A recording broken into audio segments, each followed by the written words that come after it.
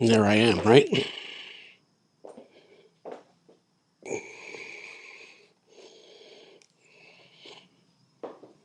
Yeah, that'll work. It's not too hazy. Great. Okay.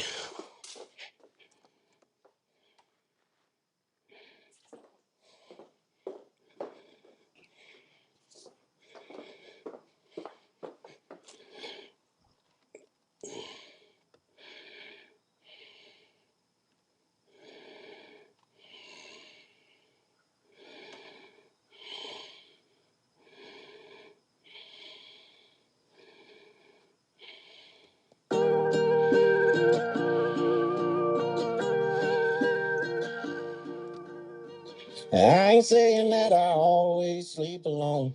I ain't saying that I ain't with no one else. Done a little bit of midnight moving on. And I ain't saying when I do it, it don't.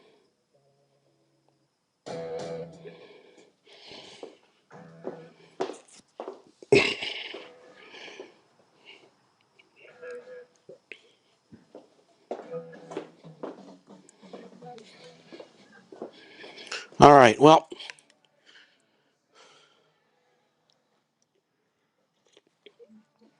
gonna check real quick.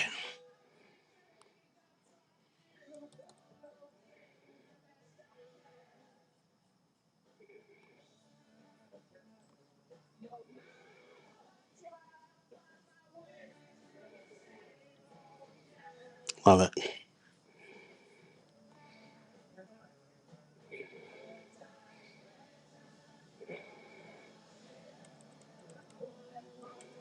All right, this is the check. I'm checking right now. Excellent. Excellent.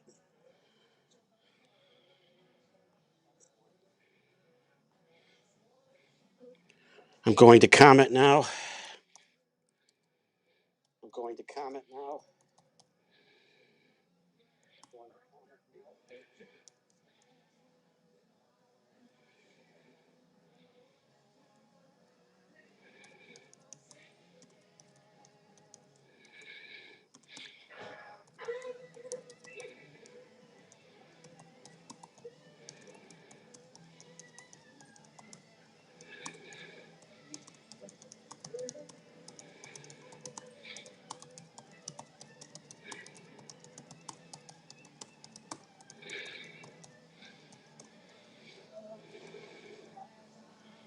Okay, 9:01. Let's get right into it. Don't know how many people are going to be watching. 9:01. Let's get right into it. Don't know how many people are going to be watching. Yep. So I'm gonna.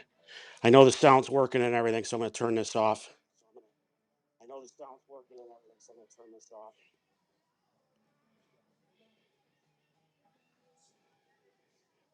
And I don't think you're picking up the music I have in the background, so even better. All right. So welcome to the Guys with Rides YouTube channel.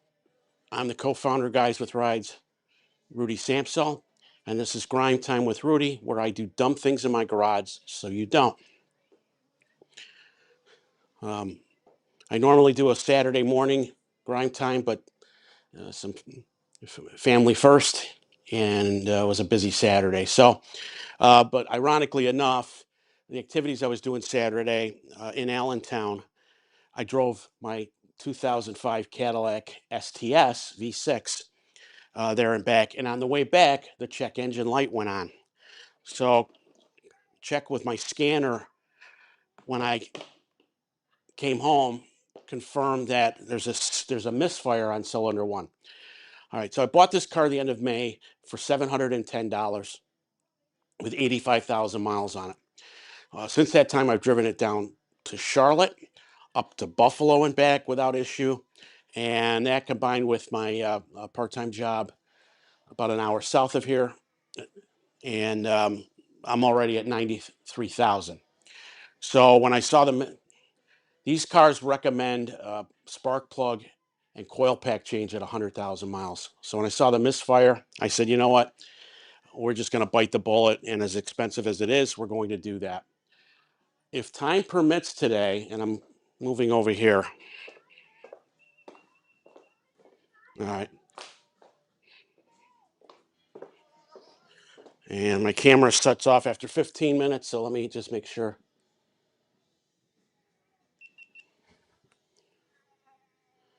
Okay. Bear with me here. Do we get set up here? Yeah, okay. There we go. So, yeah, I got to just move this a little bit more so you can see what I'm looking at here. All right.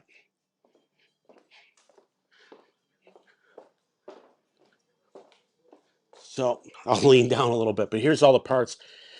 Believe it or not, I got to do another oil change. I'm trying to do every 5,000 on the car, but I figured this would be a good time. These are the coil packs, $80 a piece. The spark plugs, I think, are about $10 a piece. And then over here is the transmission filter and 6 quarts of Dexron 6 oil.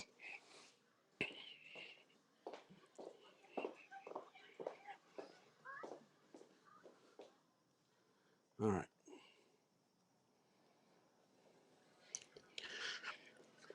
So that's what I'm going to be working on this morning now. This camera I'm looking into now is camera 1. That's the main one where I'll talk into. That's where I'm mic'd at. But you see 2 other cameras. The one that's looking over the hood of the Cadillac right now, that's going to be the close-up one. And then I have my Insta360 set up for a 180 shot. So you get a good panorama of my typical garage with an atypical lift in it. So, all right. So the first thing we want to do is let's just get right into it. And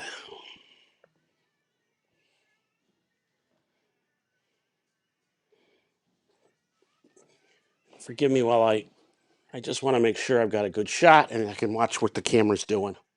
And I can also monitor what's going on with comments. All right.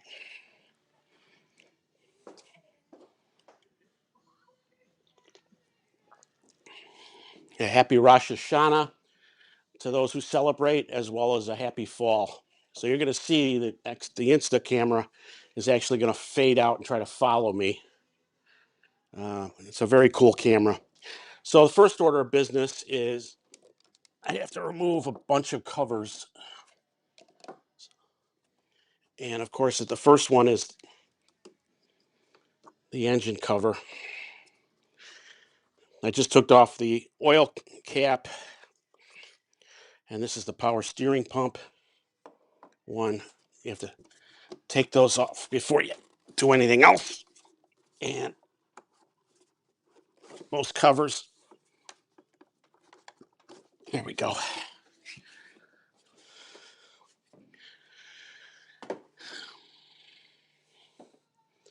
And that exposes the intake manifold. And the first thing you want to do is put your caps back on. You don't want to make more work for yourself. And this gives you a good shot here. So, oh, the other thing I didn't mention is, all right, so more background. Car's been running great. The only thing I've noticed is high oil consumption, and it's been getting worse. So, these cars are notorious for high oil consumption because this little PCV valve, the positive crankcase valve, is way. Let me show you this. Look at how tiny this thing is. It's not your typical PCV valve. And it has these tiny orifices that I'm sure when we pull this one here in a minute, um, lead are blocked. So if you don't address this, it's not letting the pressure builds up and it forces oil to go past the path of least resistance. So if your valve cover gaskets or whatever gaskets are, compromised in any way or just old. This is a 20-year-old car. They could potentially cause leaks. I'm not at that point yet. So hopefully I dodged a bullet here, and maybe at some point this was replaced earlier. But all right, I'm going to try to find that first. I'm not sure.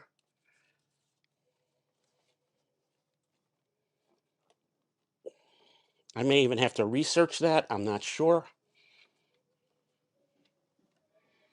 But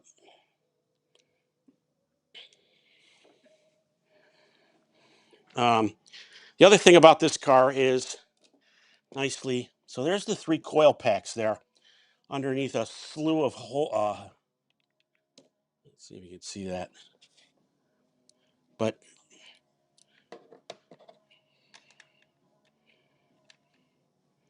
there's this one, and this one.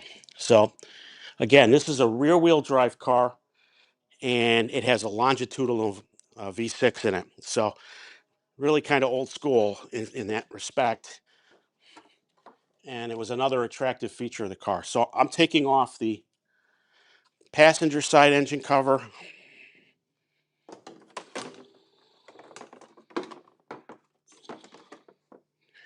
I'm going to set that over to the side.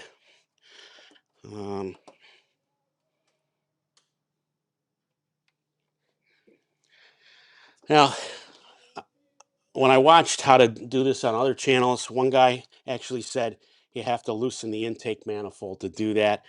Probably, and as I'm looking over here on this side, I'll show it in a little bit, but probably very likely I'm going to have to do that. So we'll get there, and we'll cross that bridge when we come to it. All right, and I'm actually going to leave this cover on right now. Yeah, there's no way. Unfortunately, I got to take the intake manifold off to get this to get to the front 2 things, or at least loosen it. So that's going to be the first order of business here, is to loosen this and then see what happens.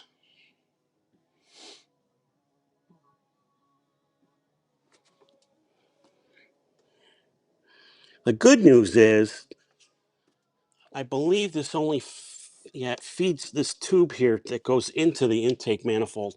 This is just sitting on top of it, and these bolts are what are holding it in place. I'm hoping that's all we have, and I'm not going to be down with another thing. And lo and behold, I think I've discovered what may be the PCV valve. I don't know. Oh.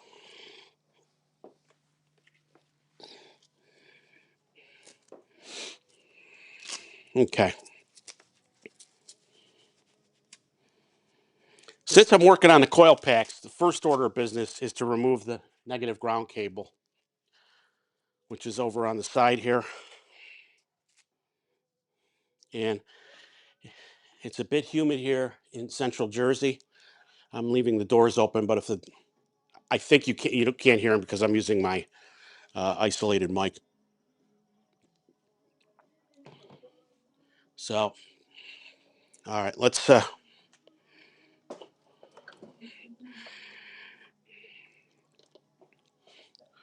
Memory serves me right. I believe that's a 10 millimeter wrench.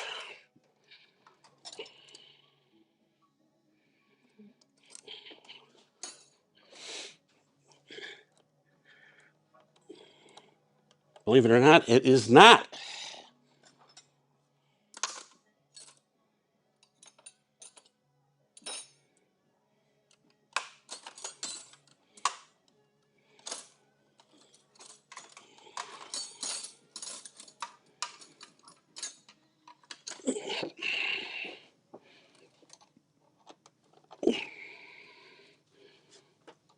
It is an 8 millimeter.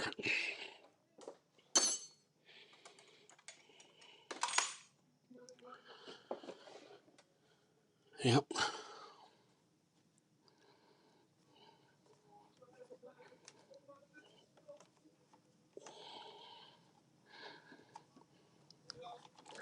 Okay. we're dealing with electronics here, and I don't want anything really going wrong here because of that.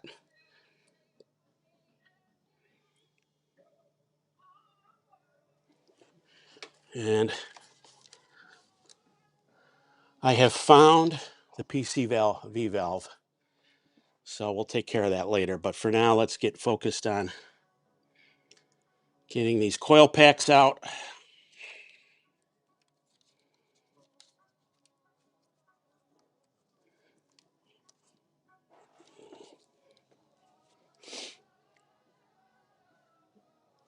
I think I'm going to loosen the manifold because it's just a... Oh, the other thing I wanted to do is run the engine, warm it up. That would be huge.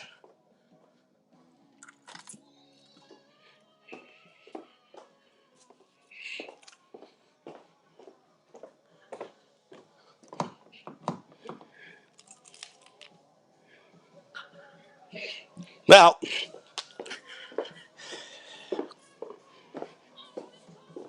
mistake number one is turning the engine off, or taking the...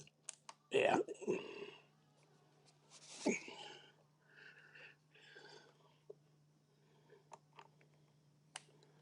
Okay. So the reason I need to run this is to warm it up because you want to give a fighting chance to get the spark plugs out that have probably been in there since the car was new. And if you try to do that with a cold aluminum head, you're almost guaranteed to break something.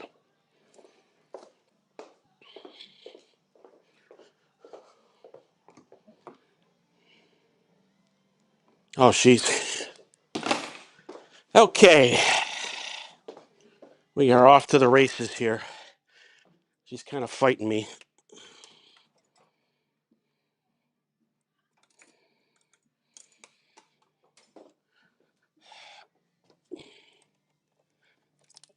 Okay, I hate doing this, but...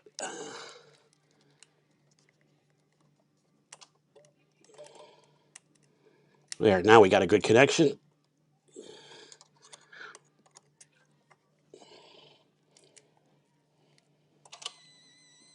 And you hear everything engaging. Okay. I don't know if you can hear that, but that's the fuel pump.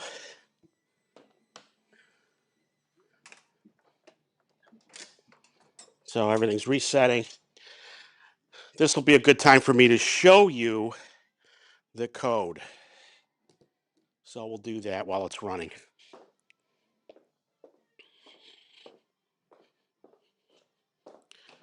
All right.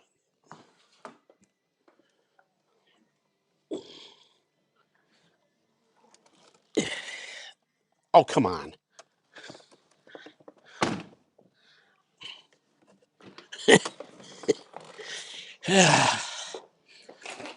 It's very finicky.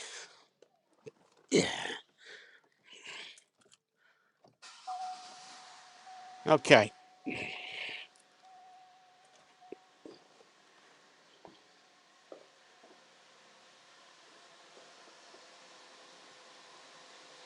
So let me gingerly move.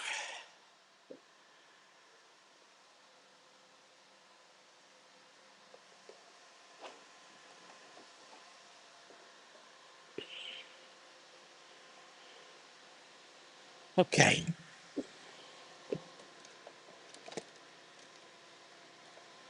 So you have to take my word for it, but underneath here is the code reader.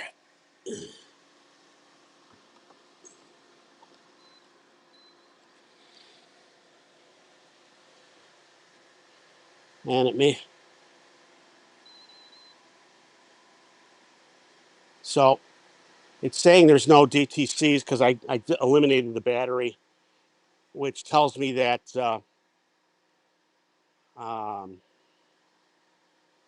yeah, but it knows that I just disconnected the battery. What you would have saw on here was a P0103. And that said cylinder one misfire. I should have taken a picture of this a couple days ago. But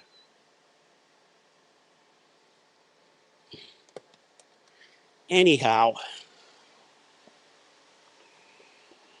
all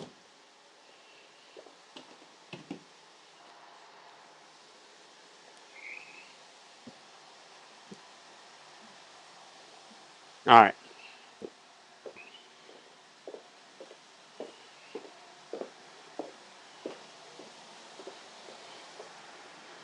Now, nobody has questions yet. I'm not sure how many people are on, but um, you can hear that for 95,000, 93,000 miles, the car runs pretty good.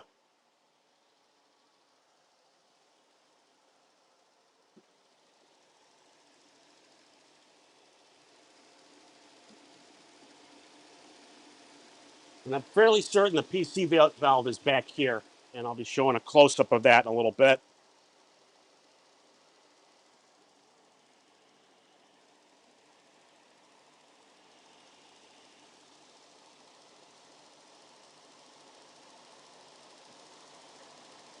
All right.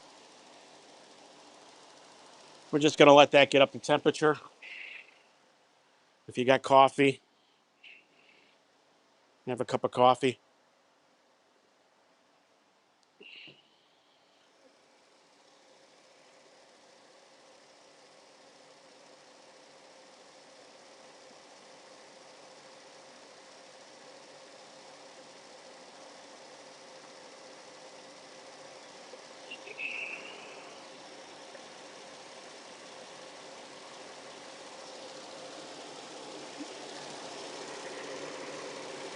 So it looks like it's this bolt here, and then these four, possibly this one here that I need to remove. I'm hoping I don't. I want to just get enough clearance that I don't have to remove that, but you just don't know until we get into it.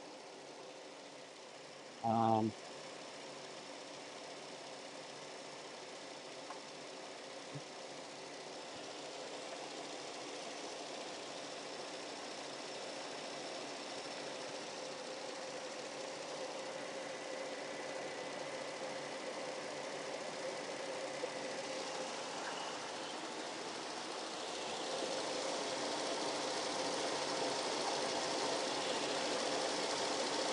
okay, we're going to do a test on the PCV valve, I think.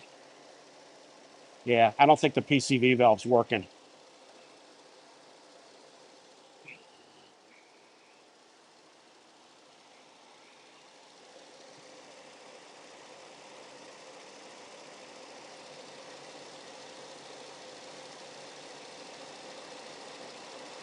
So probably what I'm going to do this morning is I will do one of these cylinders here.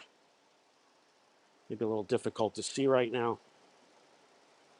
I'll probably do that cylinder there. Uh-oh. I'll probably do this middle cylinder here, show you how it's done, and I'll take it from there.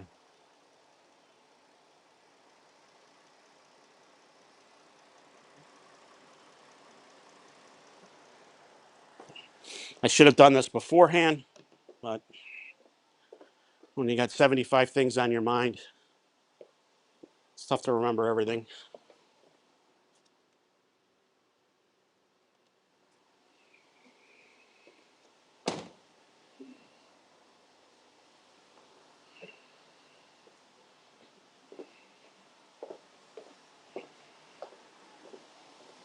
So this is a good plug right now.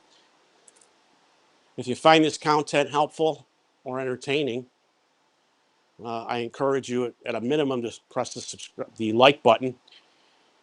And if you'd like to keep abreast of all the things I'm posting uh, several times a week, whether it's my daily shorts, other long form videos, or Grime Time videos such as this one, press the subscribe button. It costs you nothing, and that tells the YouTube algorithm to that this is content for fellow enthusiasts. So I appreciate you doing that.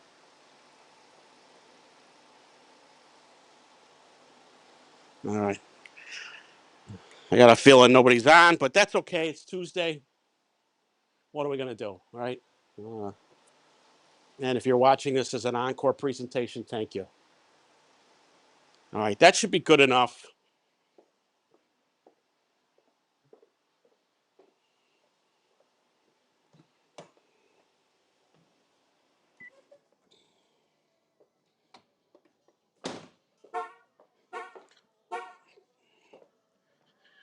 and that's alerting me that, hey, dummy, you got out of the car, but the keys are still in it. So, all right.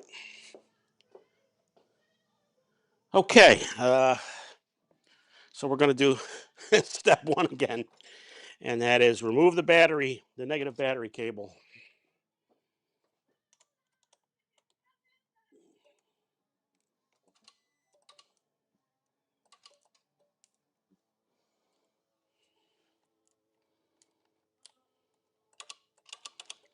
Okay. Move that over to the side. So you see this, me do this in other videos. I like to put a microfiber towel between the battery and the cable, just so it doesn't accidentally connect and, you know, do something at the inopportune time.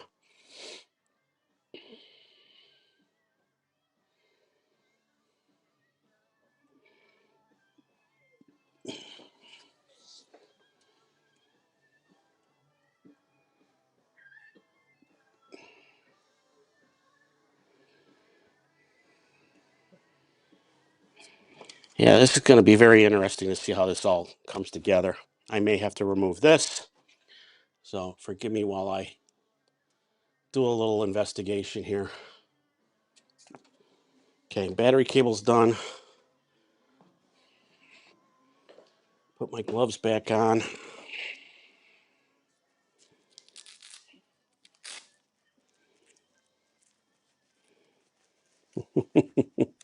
Well, I got one like, but I'm not sure who that is.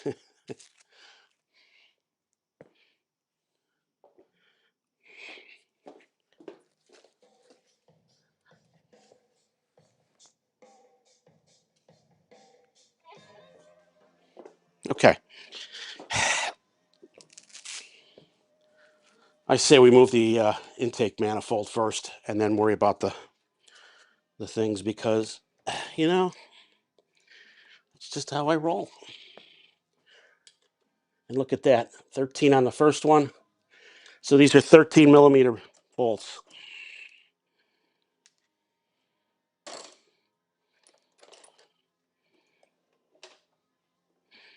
So I've established it's a 13 millimeter, so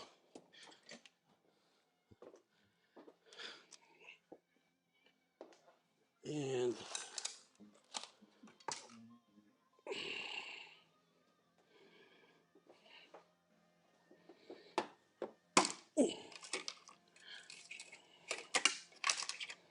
okay.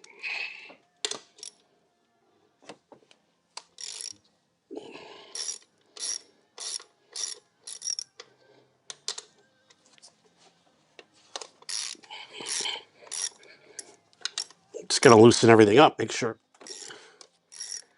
I can do that first. Yep.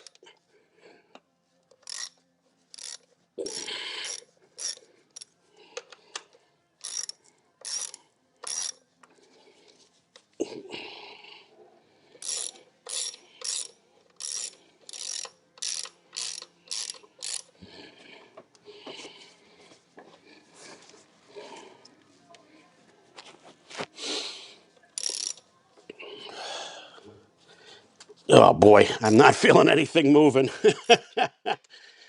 Yikes.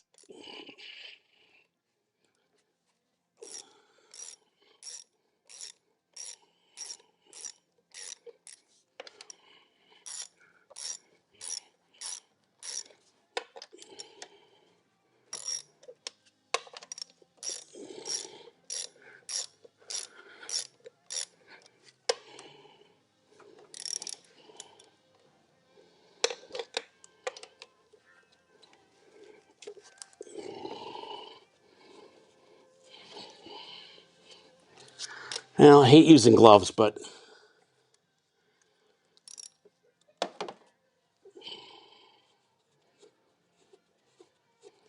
I'm taking out this middle one first because I want to see if it's the same size as this other one.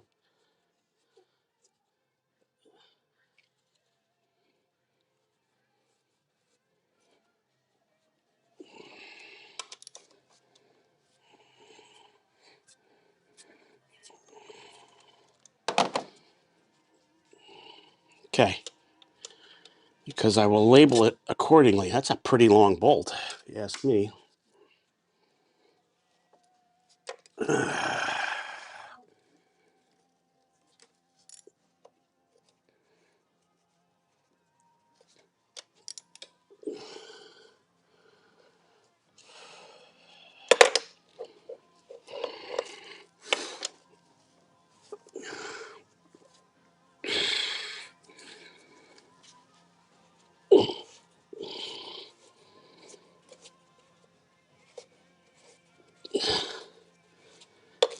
My goodness.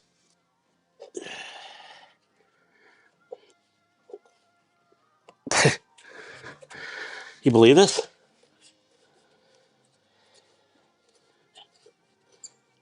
Yeah, and here we go. This is why. Dang. Well, now that is a bolt. So that's why I did that, because I had a feeling it was going to be much longer.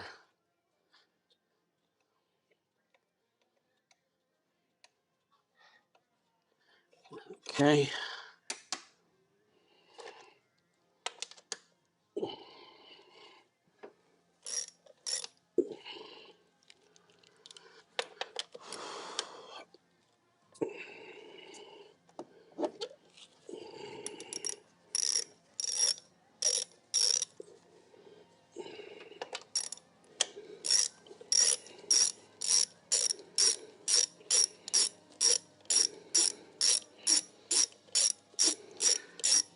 This is one of those times I wish I had a electric ratchet, but what are you going to do?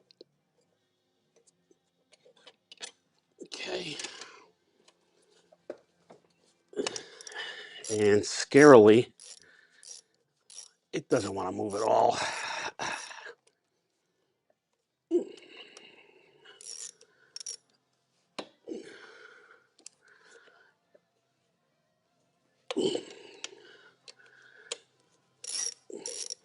If you watched my first video on this car, I confirmed the air filter was practically brand new, so I'm not doing that today. But so we've got those. Let's see if that. Oh boy.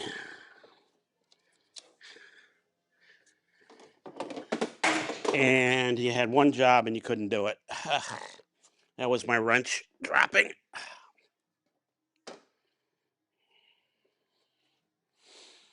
I think for my next party trick, I'm going to take off the air inlet. It doesn't feel like it wants to move at all. I might have to tap it a little bit with my soft blow hammer, but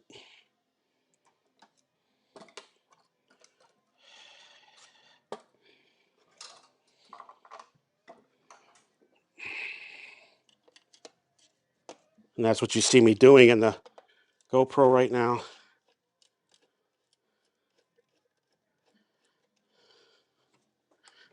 Is I'm just going to leave the camera where it is right now.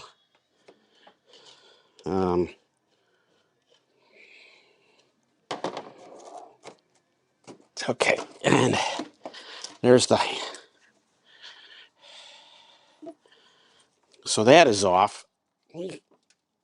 I'm not feeling any looseness to this thing. Ugh.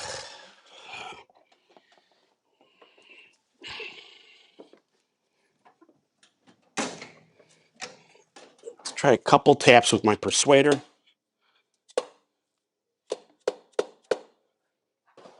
That fucking dog. Excuse my language. Dear Lord, that is not moving at all. Well,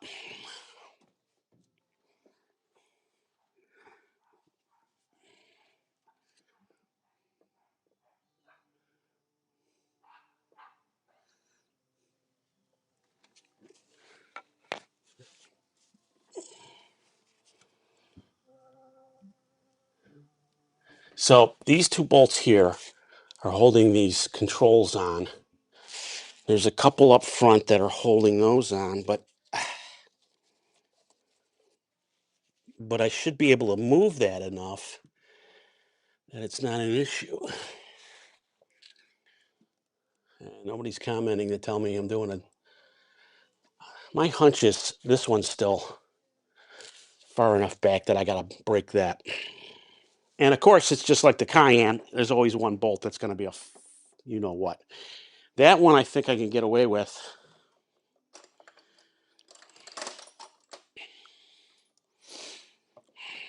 I bought this. So I bought this ratcheting.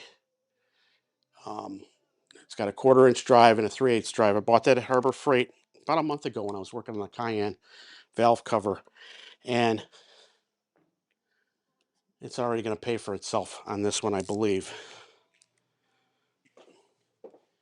Because, yeah, that fits in there.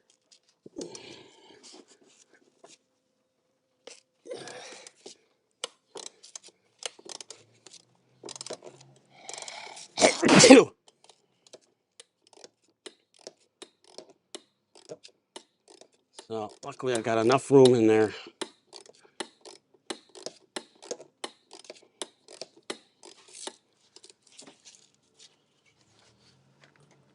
I don't know.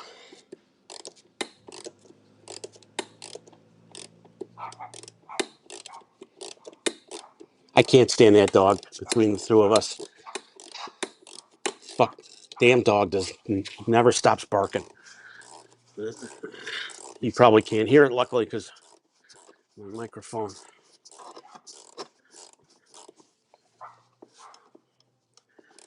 Technically, I could take this off and get access to this, and better access to it, but I'm hoping I can avoid that. Yeah, here we go. Okay, so you can see it's already loosening up. So that's going to give me the access I need. So that's a 13 mm. Now that it's up high enough, I'm going to use my ratcheting 13 mm to make quick work of that. It's going to be interesting to see if that's a shorty or if I'm going to have to pull this cowl. I have a feeling I'm not going to get a break.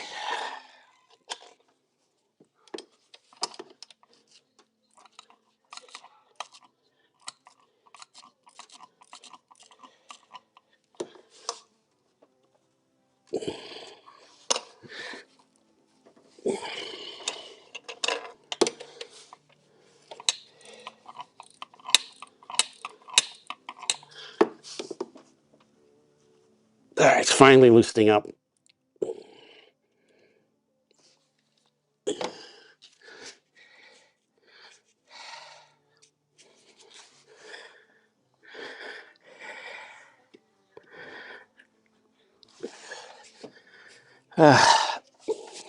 You know, I try to use gloves, but in the end, you end up taking them off more than you use them. Okay, it feels real loose right now, and it doesn't feel as tall as the other ones.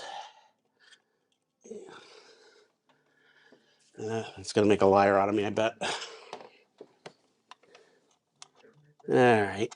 Well, nope, didn't make a liar out of me, but...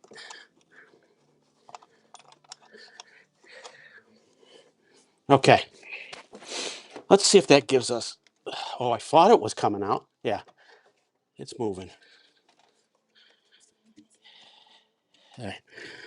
Something at this end's holding it now, and I'm not sure what.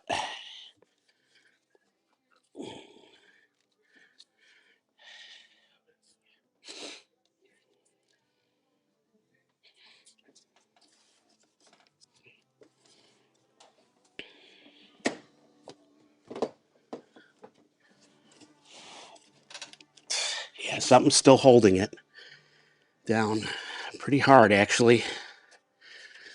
So while I'm close, I'm not...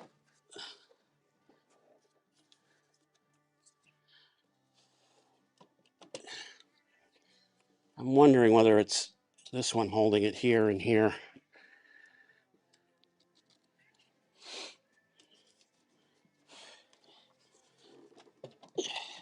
And it's almost like there's another piece here. Oh, yeah, got it. Okay, let me show you.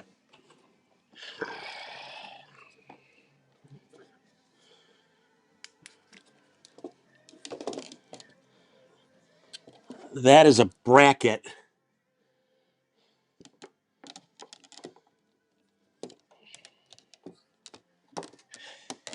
Sorry for the wiggliness here.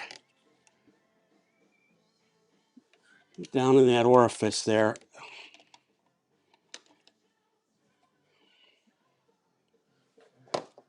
Where the end of my wrench is that is holding me up. This bracket goes from this engine cover holder down to that bolt. And that's what's holding it. So I would rather remove this and then try to loosen it that way. So that's what I'm going to do.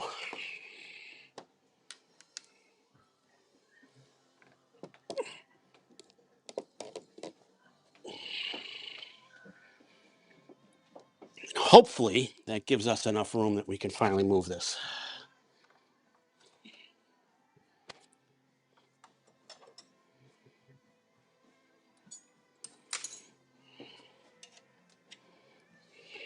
Well, and that's a 10. Ladies and gentlemen, we have a 10.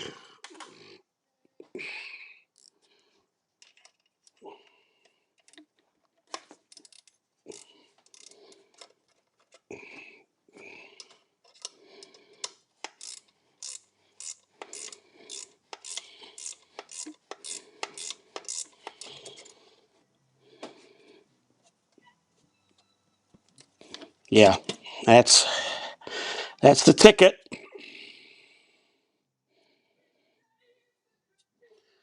2, 4, 5. So we've got 6 bolts plus this bracket bolt or whatever you want to call it. Got that little thing on the top.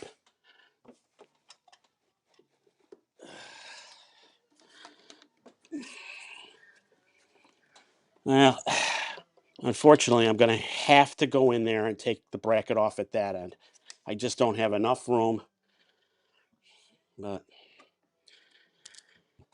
big bolt too.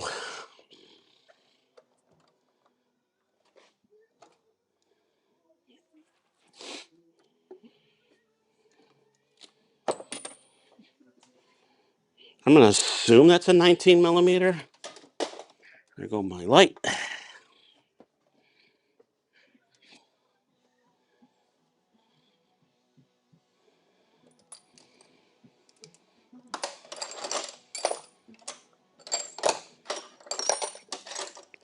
So if you're just joining, this is Grind Time with Rudy, where I do dumb things in my garage so you don't. And I am doing a tune-up on my 93,000 mile 2005 Cadillac STS that I bought 3 months ago for all of $710. I've since put about 8,000 miles on it. Yeah, 93,000. So I got a fault code over the weekend that said cylinder 1 misfire. And with 93,000 on it, it's 7,000 short of the recommended interval for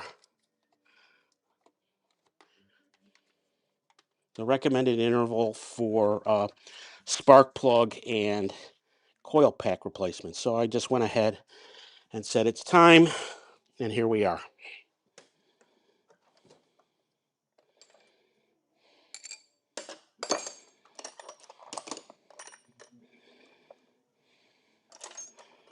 Sorry, my tool set relies on a variety of adapters when I go from, depending on what socket I have. And in this case, I need to go from, because I want to use an extension, and here it is. So I have to get my 1/2-inch drive extension to 3/8, and then I can have a reasonable shot at getting this in. And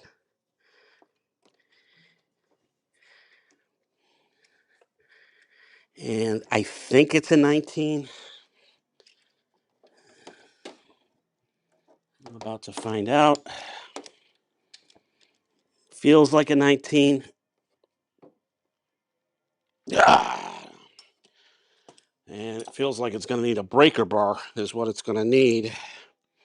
So now, luckily, I have two adapters. Let me do my... And maybe I'll move the camera to have you see what I'm doing here. Ugh. If it's not one... Sorry, I'm having...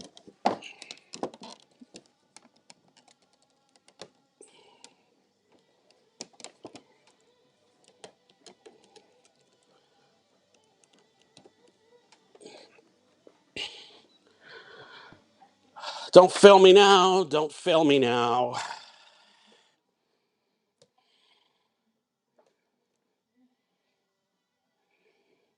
Of course, the cord's not helping me out today. Cord is not helping me out today.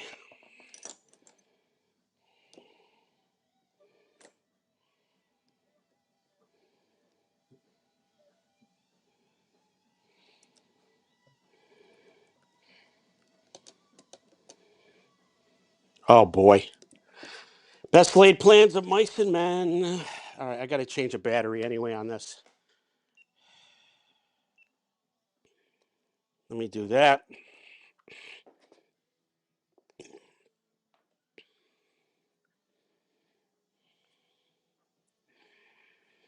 Have a coffee amongst yourselves.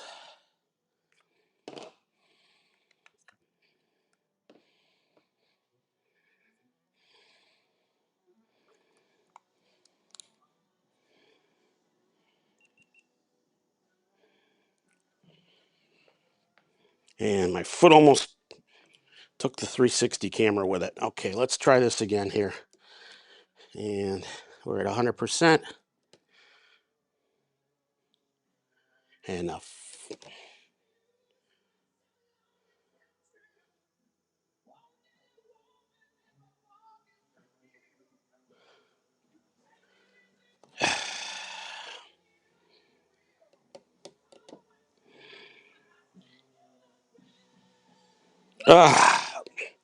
it's one thing they have to work on these cars. It's a whole other level if you don't have a reliable camera or cable. And I'm going to tell you what, folks, do not buy GoPro products. Or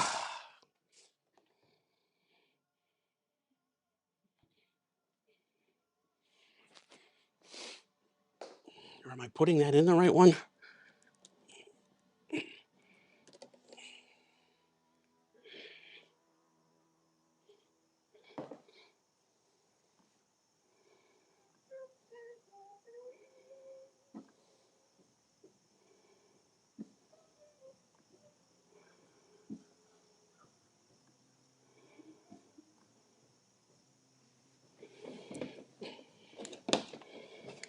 So it's not getting any signal.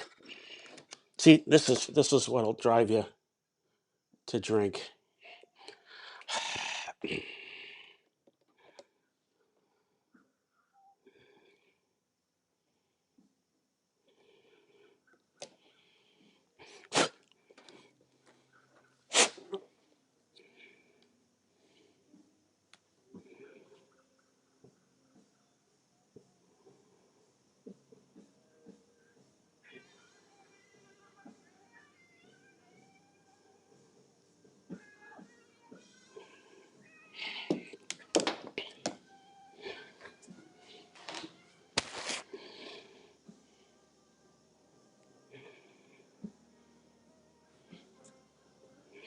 Wow, I don't know what to do. I don't know what to do.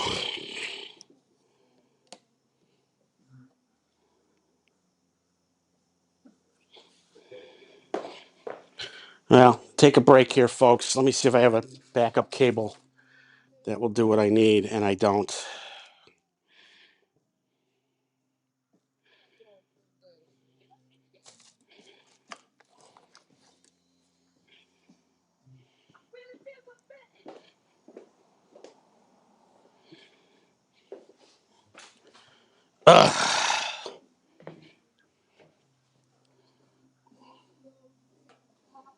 Well, when all else fails, that's why you have backups, right? And I have a plastic hood. Okay. So what we're going to do is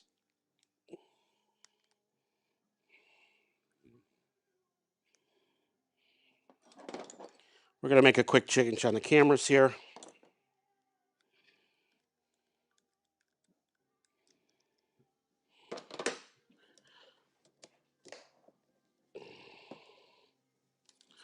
Sorry, folks, having technical difficulties.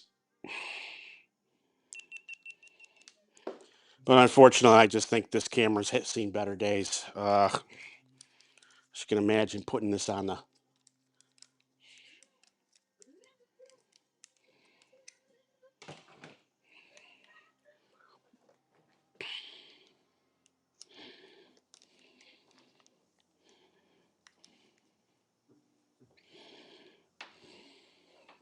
All right, I'm not going to make the same mistake again.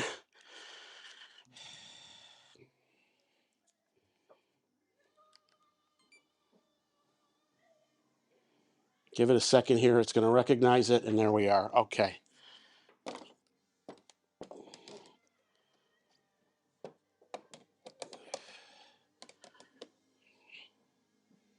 All right.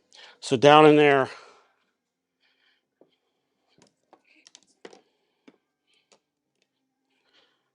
I'm not crazy about using this camera over here, but it is what it is. Okay. So I completely lost my train of thought.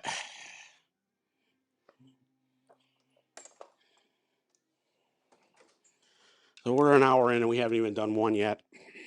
Welcome to my garage. Oh. Fun fact, I have 3 adapters. Okay. So I'm hoping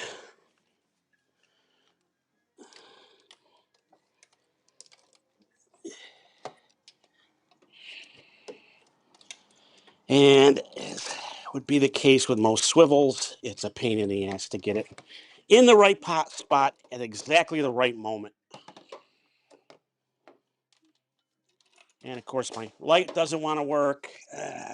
This is live TV, folks.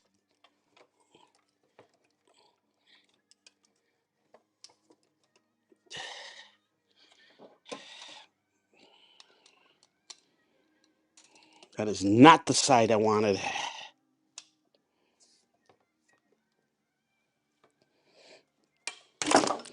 I don't know what just happened, but it was not good.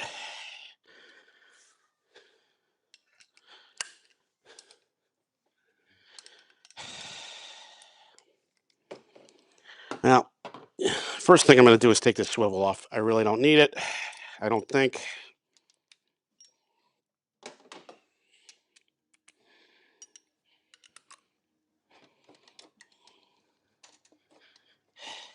And I don't.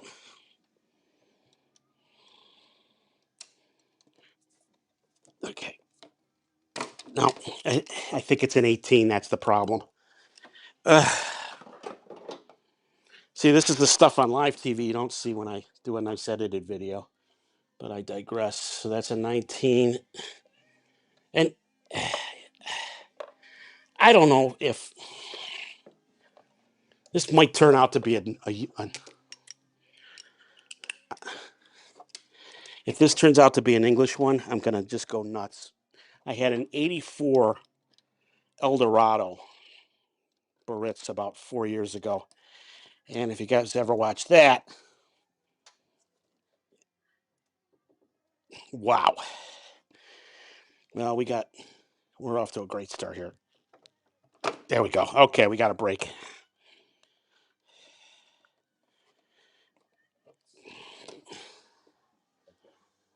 And yet more dogs barking.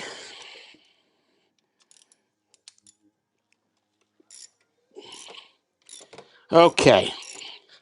So that's an 18 millimeter.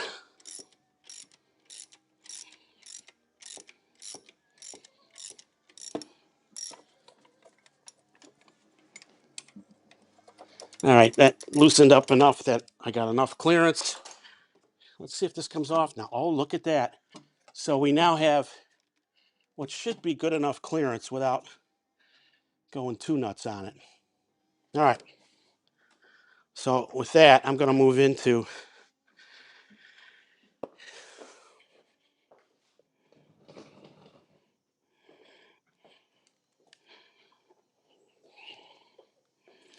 and it may be a case. The engineer in me just wants to get this working again, but I digress.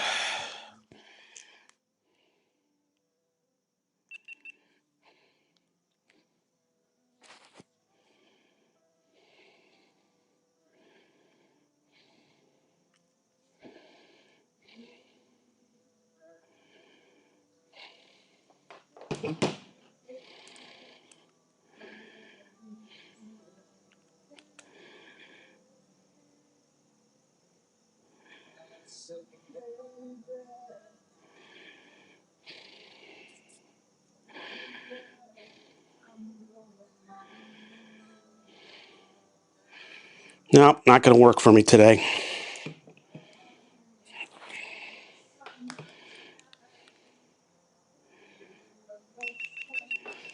All right. So we're back to.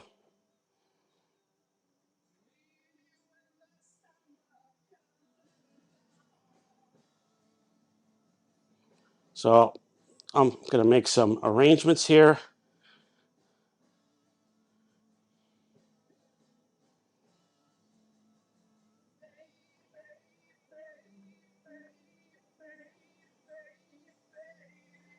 That'll give you a good close-up, I think.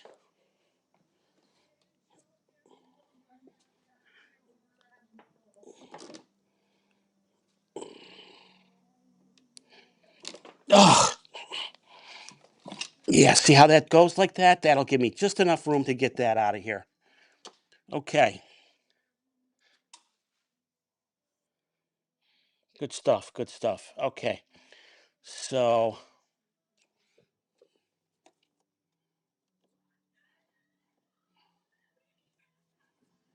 one of the hoses just unclipped itself, so that's a beautiful thing for me to get access. All right.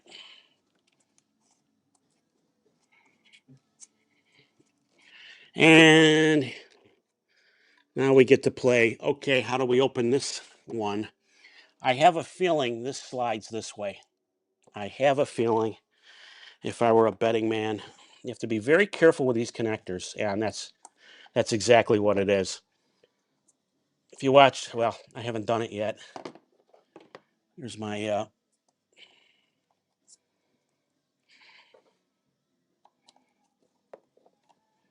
so that comes off, and it's like a cam, and just like that moves. All right.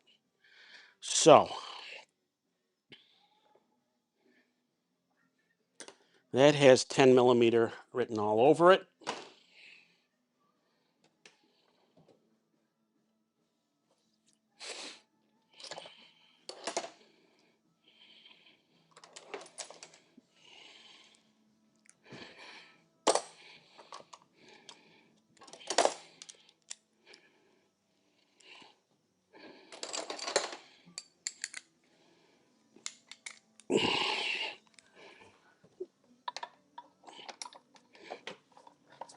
Okay. It was fairly straightforward.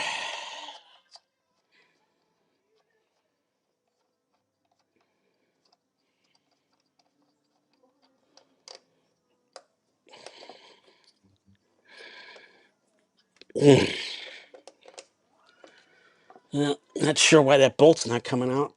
Oh, it could be part of it when I think about it. Let me go look at one of them.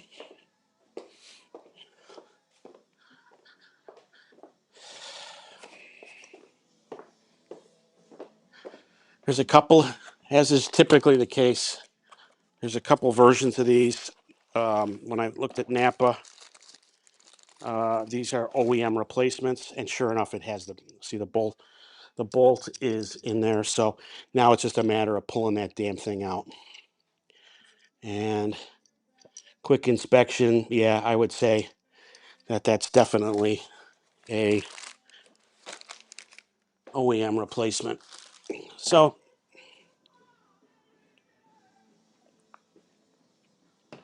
on a critical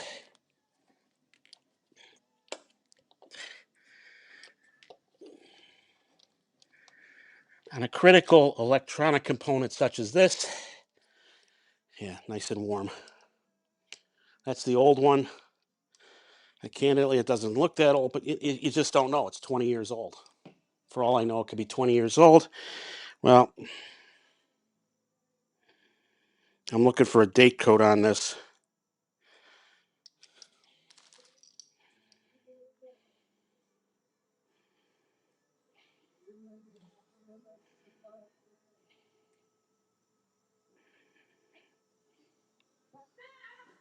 Okay. Fun fact. I don't know if you can see this. So this one's the old one. And I'm going to try to zoom in on the, let's see if it'll zoom in on that. Is this the old one? Bosch, Germany. And this was made on, if I'm reading that right, it would be the 4th day of October 2004. Okay. Fast forward. So that's a 20-year-old part. Fast forward. This was made on, this says 10/11/27. Why it says that, beyond me, but it's made in Slovenia now. So I don't think these have an expiration. But anyway. So now the fun part. It scares the heck out of me is getting the spark plug out.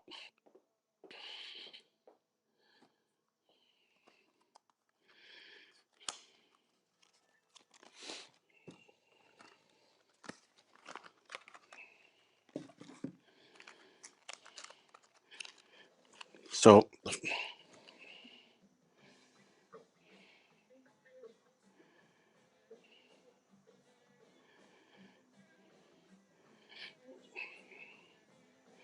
and this says 25 to 30 millimeter. Okay, gasket type taper seal. Let's see what we got here. All right, so we have a taper seal on this. And they're saying 7 to 14, 10 to 20 Newton meters. Sorry, I'm reading this as we go. So what does that mean? A gasket seal or a taper seal? See, a lot of spark plugs will have a, looks like a washer, but it's really the gasket. This, however, has a taper seal. So I'm getting this out first to get the right spark plug wrench.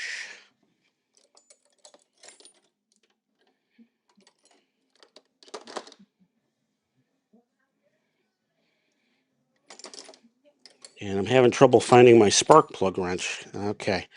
I have two different sizes. And I found the bigger size, but I need the smaller size.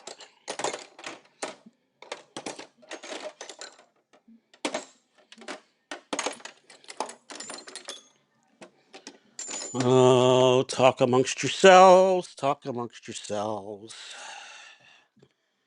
Because I think I may not have the right size wrench.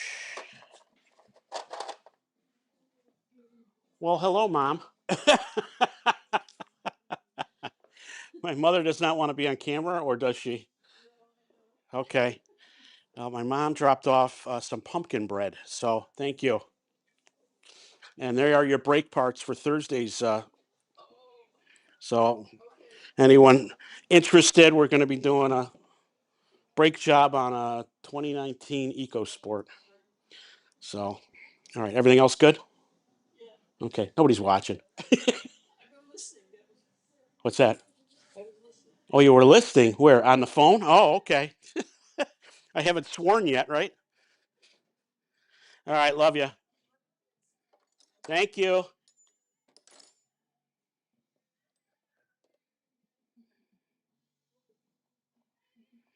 Um, okay. This is one of those embarrassing situations where I'm not sure if I have. Oh, here we go. And we do. I have it. So I have a nice swivel wrench with the correct size. So the first order of business is to pray that this comes out.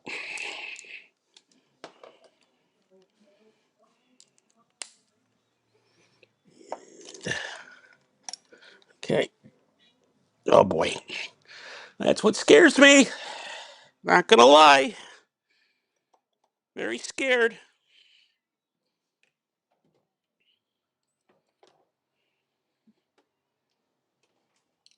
Very scared when I have to use a breaker bar on spark plugs. Okay, that, and I don't like where it's at. Okay. Please work. Okay. I feel something. I'm not sure what I feel. All right. I think I broke.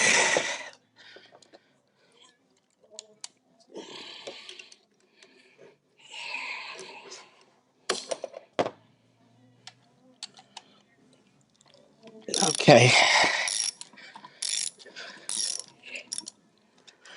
All right.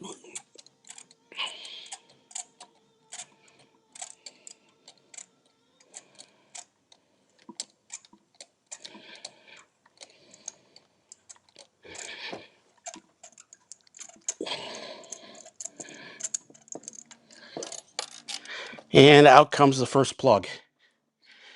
And that, my friends, is a pretty good looking plug.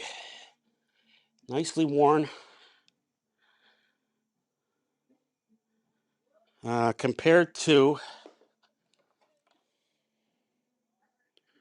yeah, compared to the new one,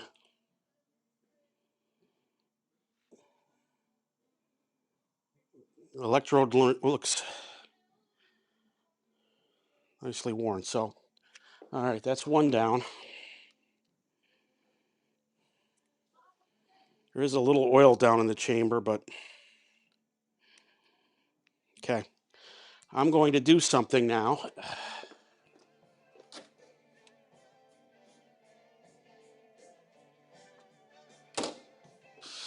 I am going to put a little bit of anti-seize on these.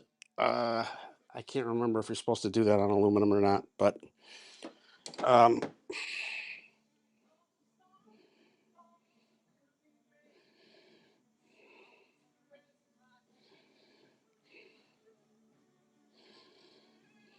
okay. So there's a little anti-seize on there.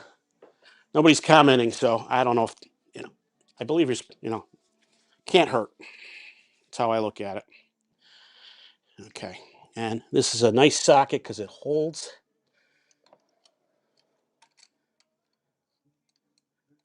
All right. Fits in there just. Now on a taper seal like this. All right. She's going in nice.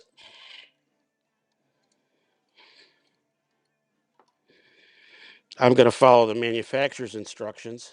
And she's starting to get a little resistance. And I'm going to do.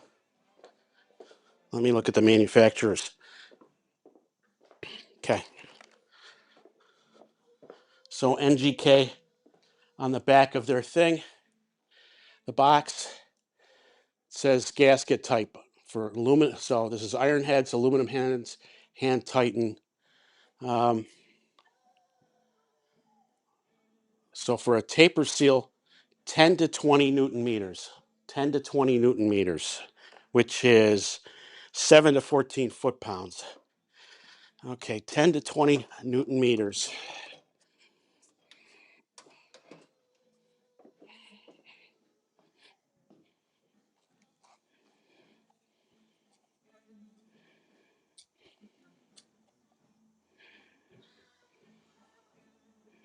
Oh, that's inch Newton meters. Sorry, I was looking at the wrong scale.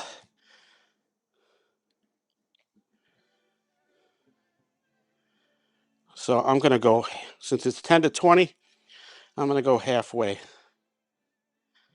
And that's on the back side here. Is this, let's call it a little bit more than 13.8. Okay, let's do this.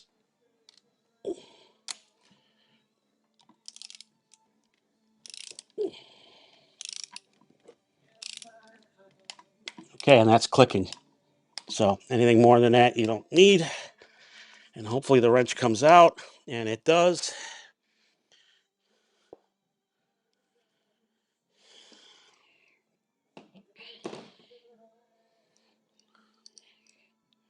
We put the new Slovenian part in.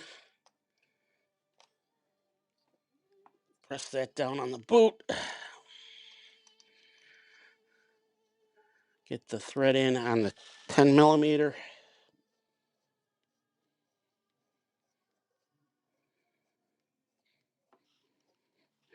And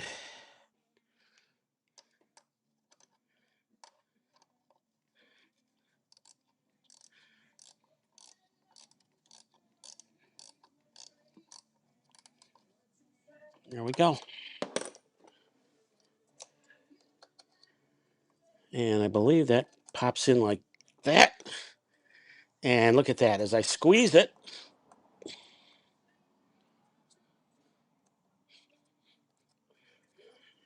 oh boy, doesn't feel quite right.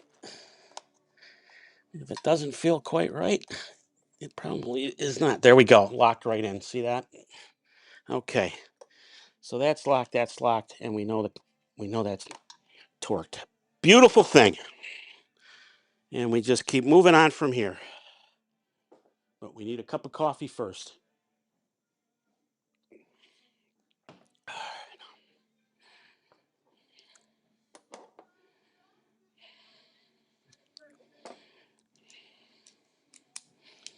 I have to tell you, this new wrench I bought is coming in handy already. Well,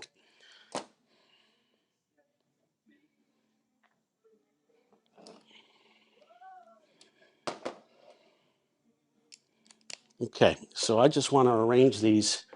I'm going to arrange these on my table over here. You're not going to be able to see it, but really wish my other camera would work. But what are you going to do? Oh, so first order of business is to get my light.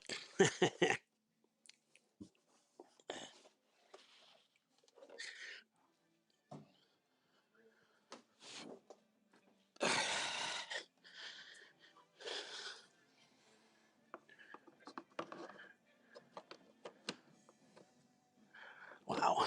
And I am seeing, yeah, I wonder if that's the PCV valve there. I'll show it in a minute, but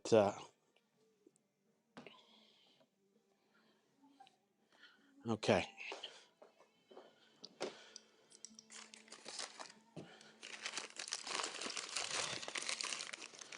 And I'm going to label this.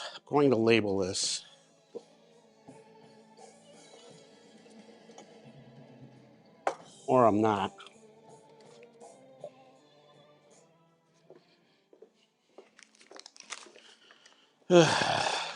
Never a Sharpie around when you need one.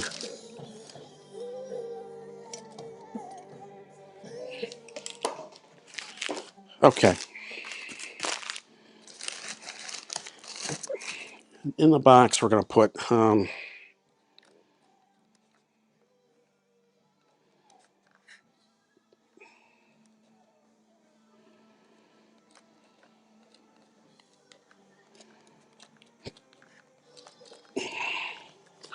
right, I made myself a special little code. And that's what I'm going to do here. Just put the spark plug in it. Okay. I'm going to pick another one here.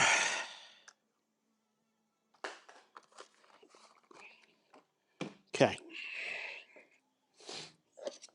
So, same drill. I stick my flat-bladed screwdriver into the switch there, or the clip, and if everything works according to plan, the cam's off. I move that over to the side. All right, I'm going to show it real quick, but back in there, look at all that oil there. That's probably a sign that my PCV valve is bad. So we're going to be taking a look at that in a little bit. But anyway.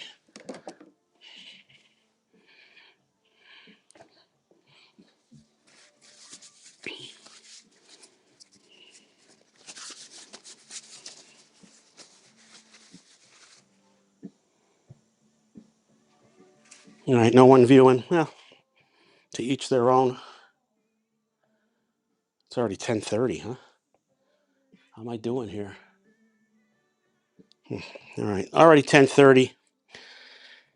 So,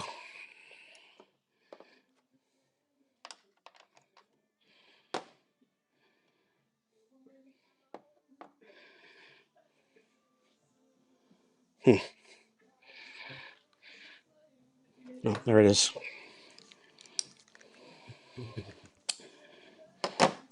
I don't know if you're like me. You end up getting all kinds of tools on your... All right, this doesn't...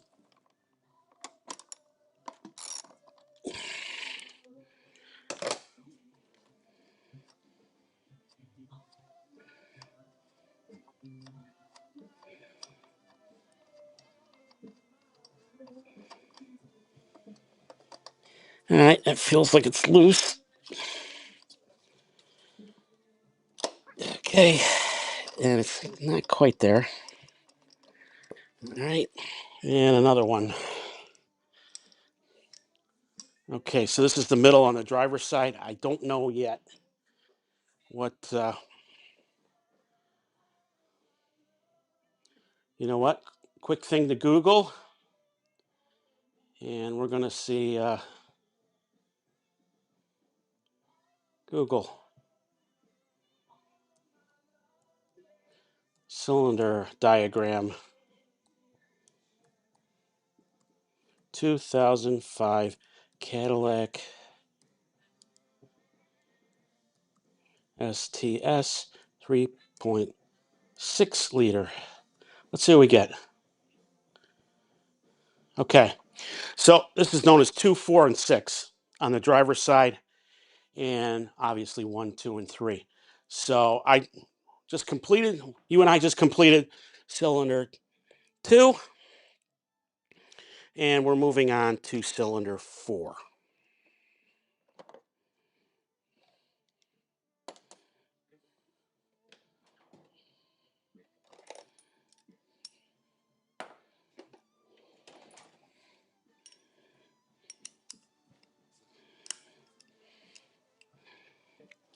Okay, down in there.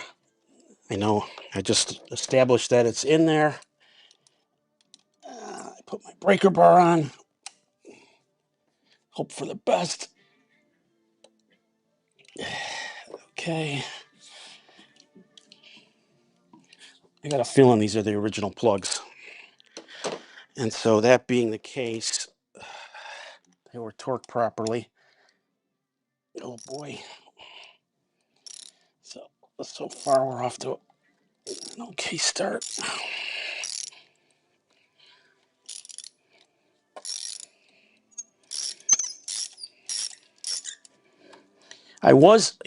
Engine runs well for the V6. Yeah, would I like a V8? Sure. Would I like the mileage? No. If I want to get my V8 fixed, I go for a ride in the Cayenne. And it's 15 miles to the gallon.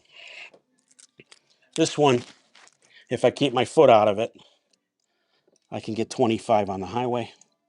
And in fact, on my way to Charlotte, shortly after I bought it, I think I was pushing 27. All right.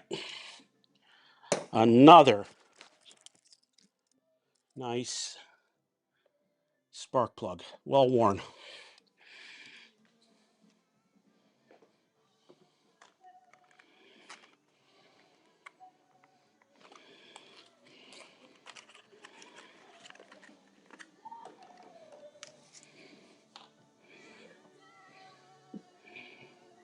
You don't need so I'm putting on a little bit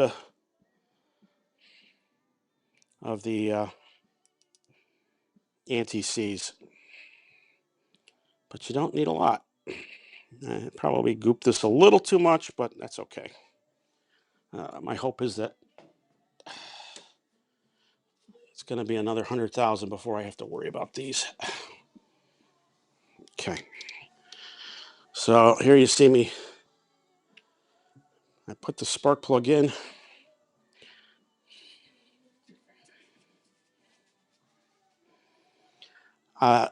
You notice I'm not gapping these. The electrode is so small on this. I'd be worried I'm actually going to do more damage. And these things are so high power with the coil right on top. I don't see it. I think I'm going to be okay. All right. So I carefully put that in so it feels. This is just one of those things you have to do by feel. If there's any resistance to turning like I am here, then you're potentially cross-threading it. So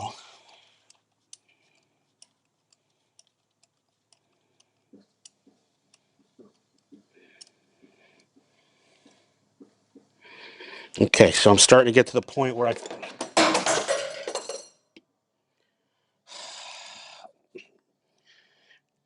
if I wasn't on camera, I'd be saying to the wrench, you got one job.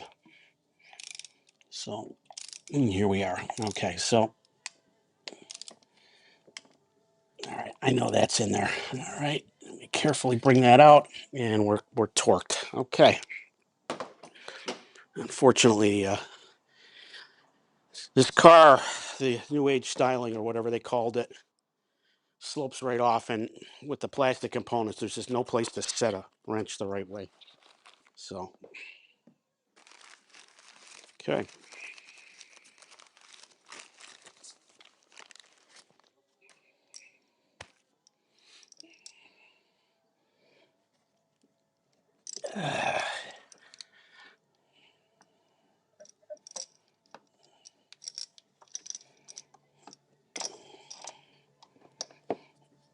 Okay, feels good.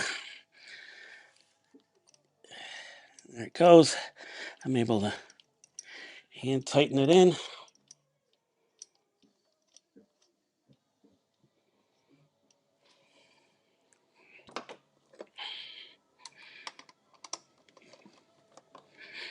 And I'm going to torque this to the same as the spark plug because that isn't a lot.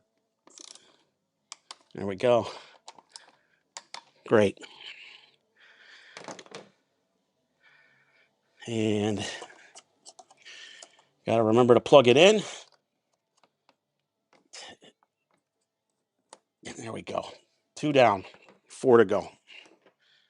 Let's just keep moving here. Well, keeping it organized here.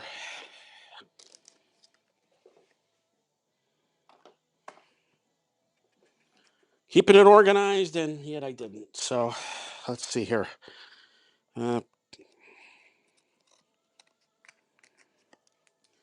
course, this is why I wanted a Sharpie, but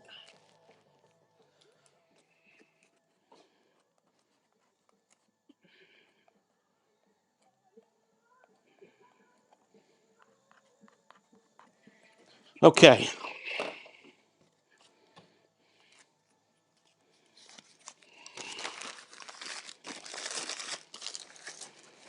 So I just like to keep these for a week or so, just to make sure if anything goes wrong. I've got the original parts. So you may recall me telling you that it was the number 1 cylinder, so that points back over there because this is 2, 4, or actually the front over here. This is 2, 4, and 6. So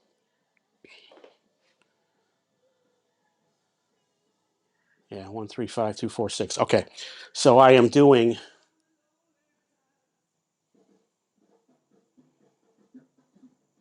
just doing a channel check here.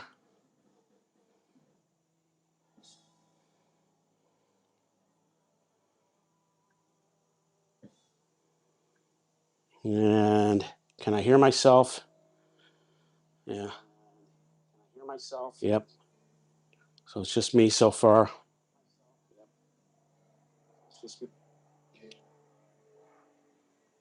Okay. All righty. Well, I'm just talking to myself, but as far as the YouTube algorithm is concerned, I'm doing a live stream.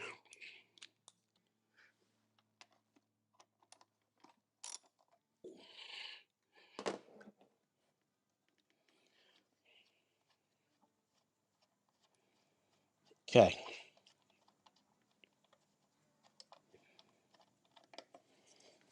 Oh, didn't follow my own procedure here. So first step, use your flat bladed screwdriver to open that up. That can clip. Just do that. You should be able to start pulling that off. Maybe not.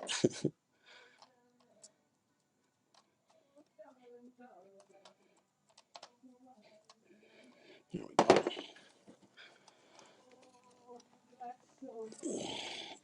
There we go. It's actually a nice design, I gotta admit. Okay.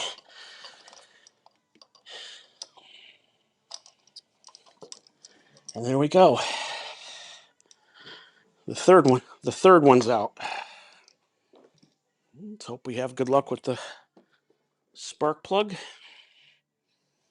A lot of dirt has accumulated. Maybe difficult to see with my hand, but all right. Okay. Here's my slippery.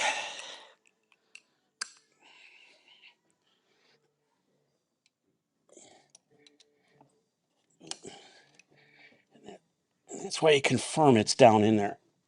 Okay.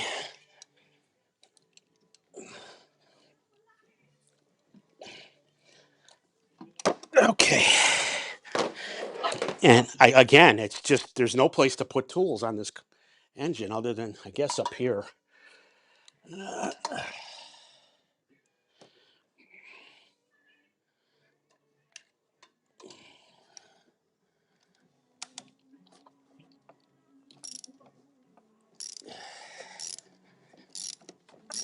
Okay.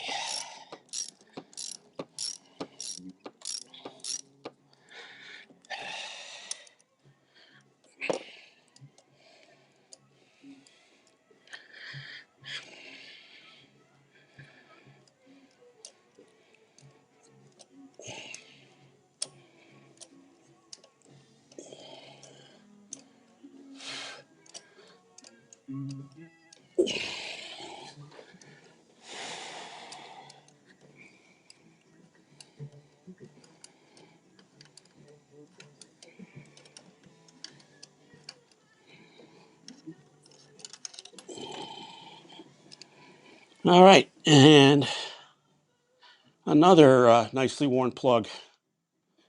Not seeing any issues with that. Other than oil on the threads. Okay, so I got to grab another box.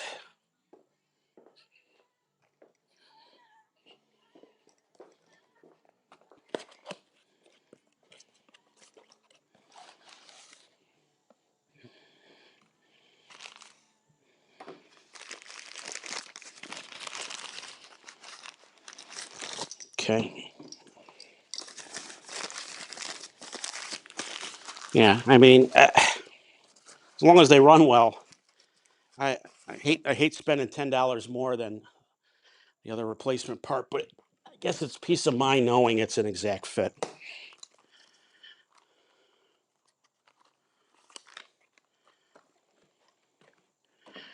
And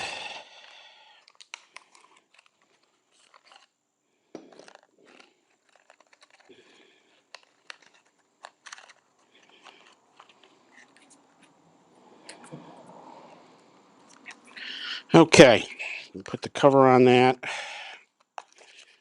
and put that in there. And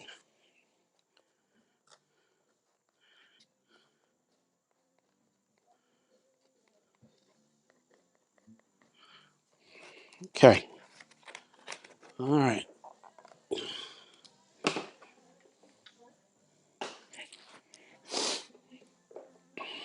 All right, maybe this time not so much.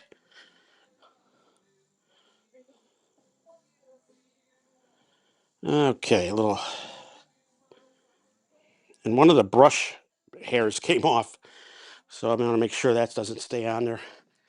Believe it or not, that would potentially cause you a problem. All right, and so love the spark plug wrench because it holds it even upside down. It's perfect, perfect tool for the job. All right, put that in there, and I do have a little bit of a clearance with this hose here, so I'm just going to move that to make sure I'm getting that right on there. Oh, try to hold that as upright as possible relative to the hole that it's fitting down in. The bore, I guess, if you want.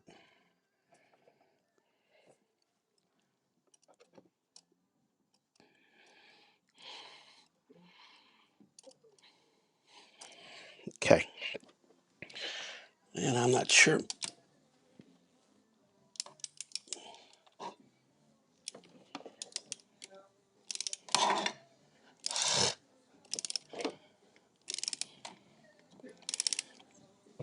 It's starting to get some resistance.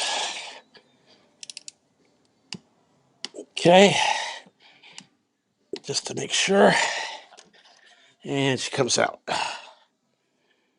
And we're good. Okay. We're good there.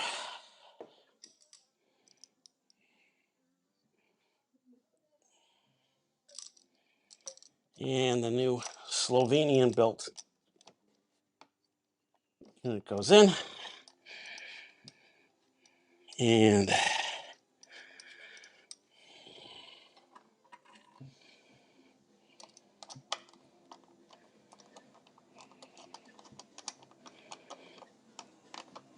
okay.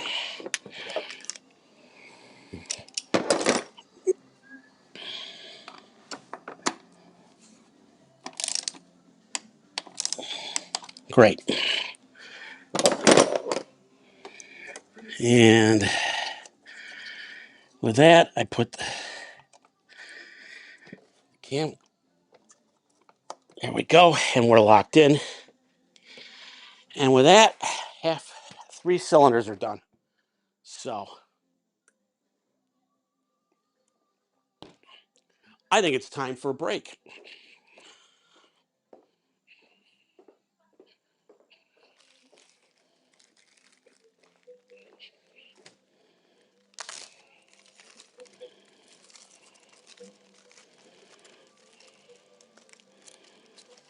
Oh boy. Well,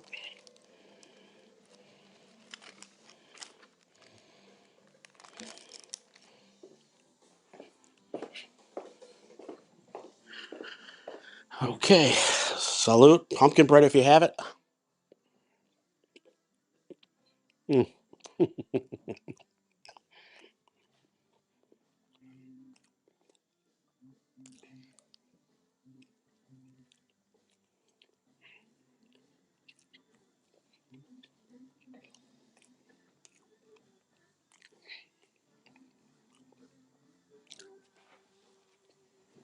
Well,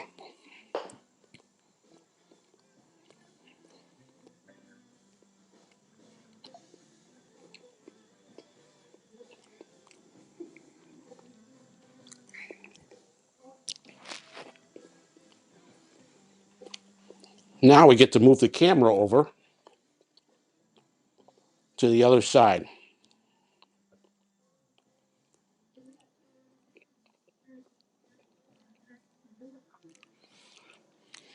And we can do the same procedure on the odd numbered cylinders.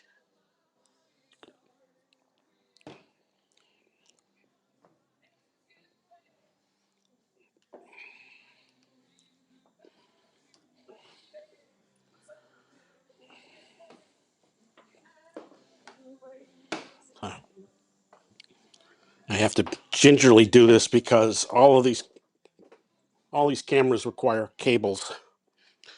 And so it's particularly gingerly with my 360 camera now that we're relying on that.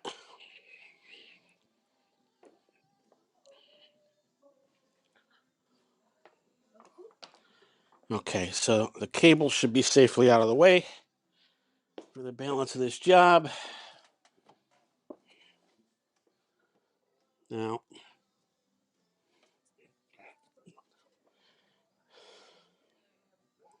so not surprisingly, the clearance over here is a little bit janky, as the kids like to say.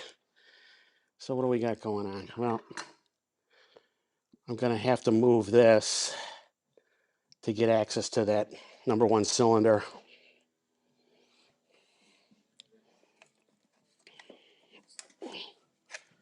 But we're going to cross that when we get to it.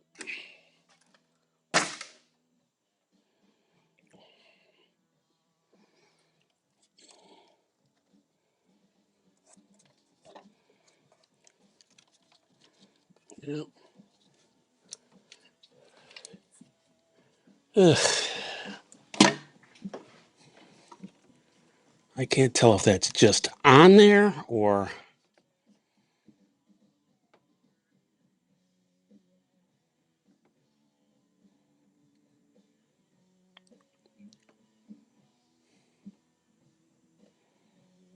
but it is right in the way. So I'm just going to remove that bolt so I can get access to it. And I'm going to work my way forward.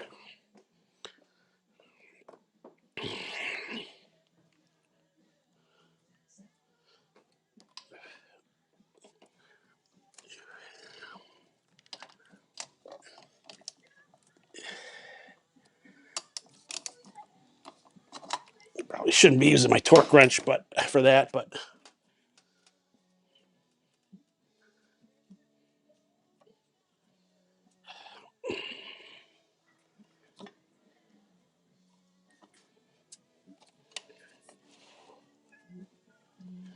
And that requires a washer, so try to keep that together with it.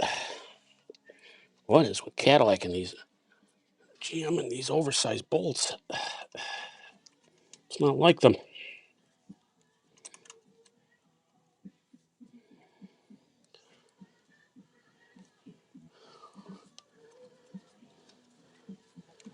Okay, so the bracket, there we go. Easy peasy, right? And why don't we, for the sake of argument, just put the bolt back in there. So no, we're not hunting for it. Okay.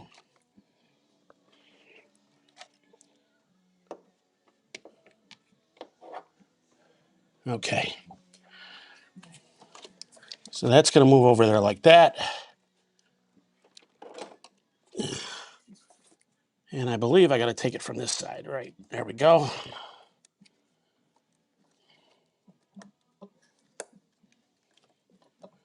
Give me a little resistance, but there we go.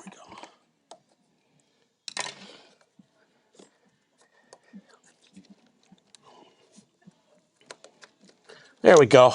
Okay. It's helping me all the way.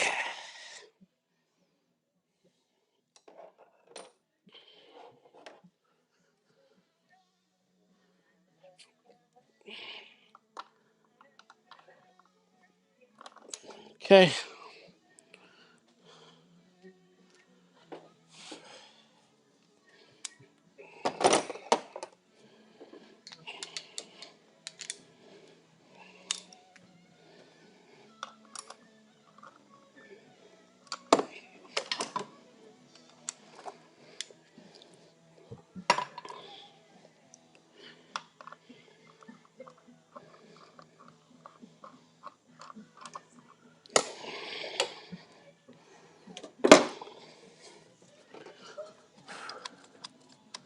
Okay.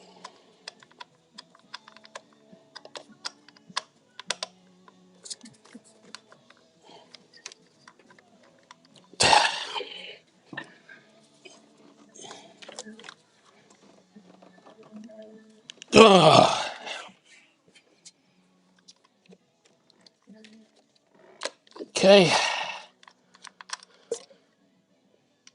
All right, nothing to report here on the coil pack.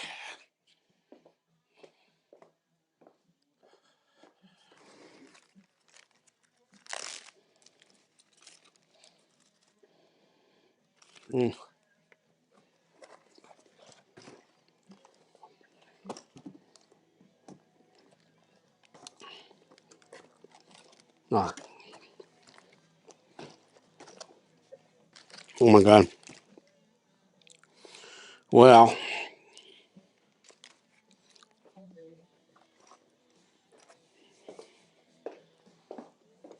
sorry, I'm sneaking another piece of pumpkin bread in. Oh, okay.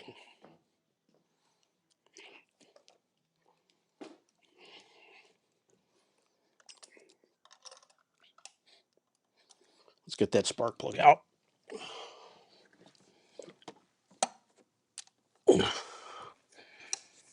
Okay, try to hold it as straight as possible.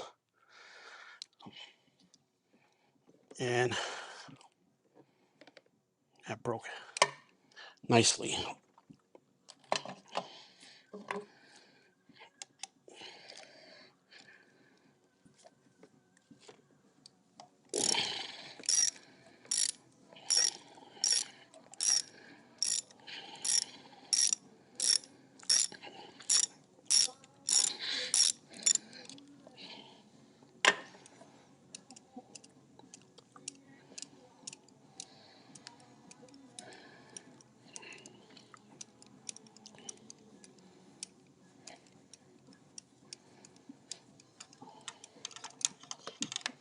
Okay, another one. Not too bad. Nice and dry in the cylinder head, just a little oil around it. Yeah, that's telling me that we got, I'm getting blow by from the PCV valve, but all right, at least so that was the coil pack in question, I believe. No, it's not. That's number 5. So, and that one's pretty oily, which is right by the number 5, number 6. No, what is it? 135. The number 3 cylinder. The number 5 cylinder.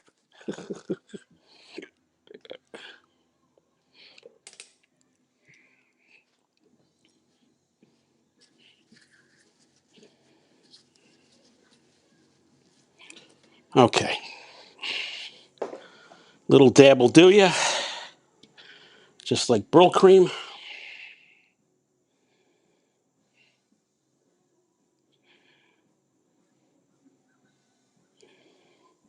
Okay.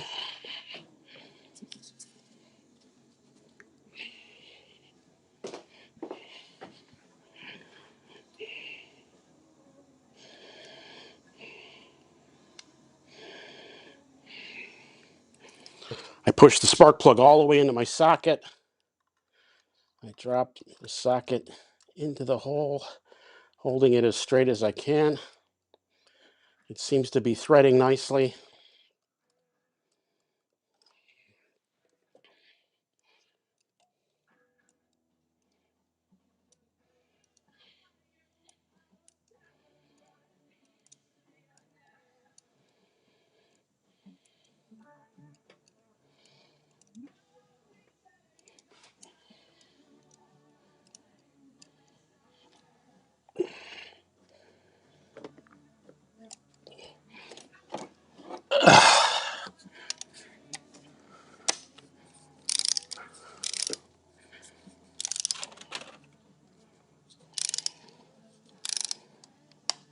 Okay.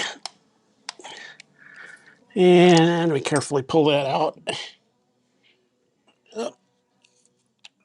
Okay, spark plug's done. Put the coil pack in.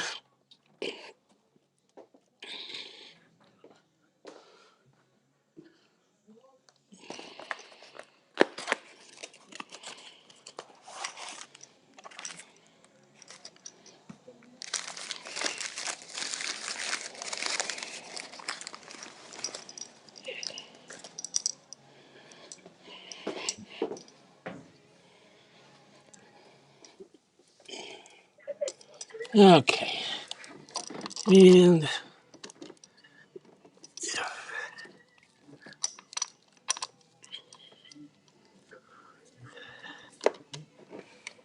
that's in. And that's in.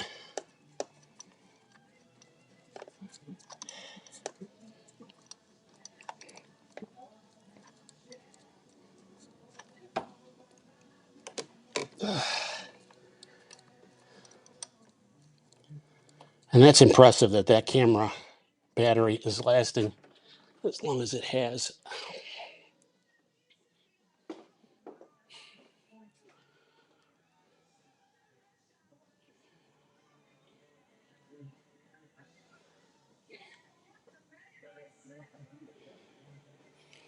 I seem to have misplaced my one arm, which just means I need to get another piece of banana bread. This is right out of the oven, by the way. Okay.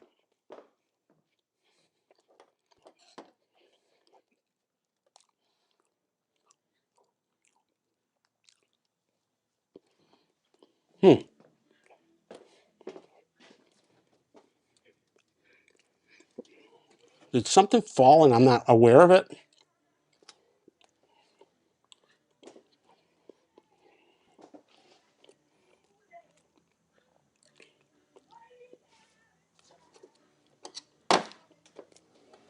Dang.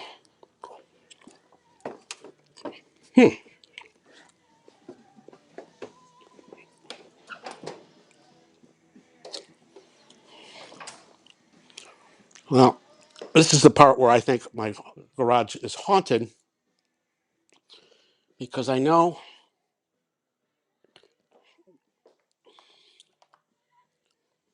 just magically it's gone. I don't know where it is.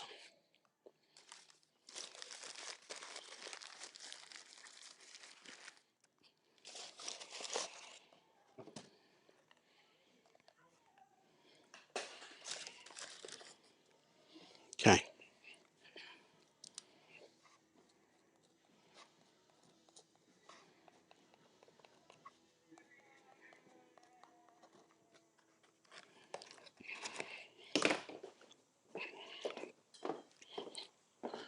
What did I do with that wrench?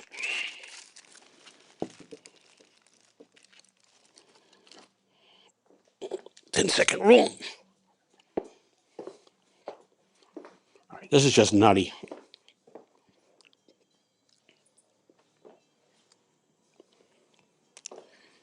Okay. Spark plug wrench. Persuader. Screwdriver. The nuts are up here.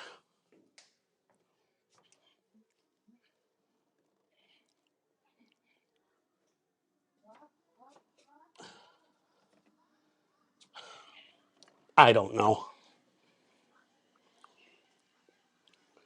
Holy crap, that's frustrating. That's the spark plug wrench. Ow.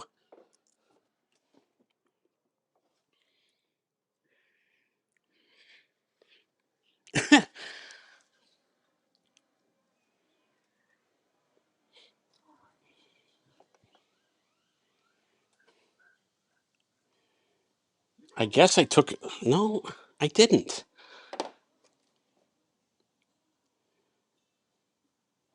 I don't know what I did with it.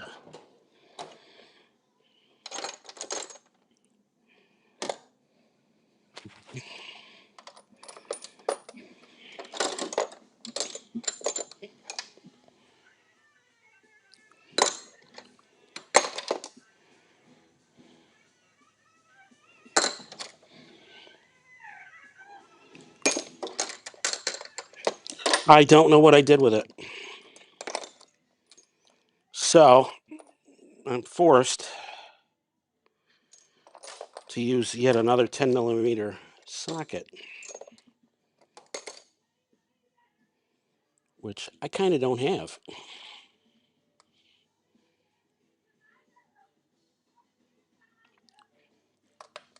Well, I do. So now I'm back to my 1/4-inch drive. And hope for the best. It's put in the comments if you've had that happen to you, where you've had a wrench out and you can't suddenly find it. It's beyond frustrating.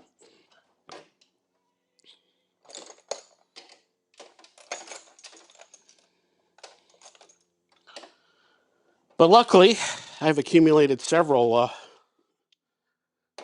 10mm wrenches over the years, 10mm sockets over the years, and hopefully that wrench will show up here in the next 15 minutes or so. Okay.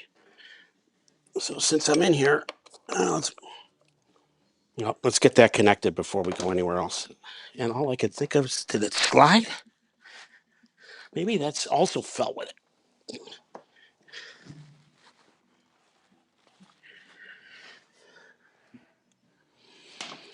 Oh, I do not see it.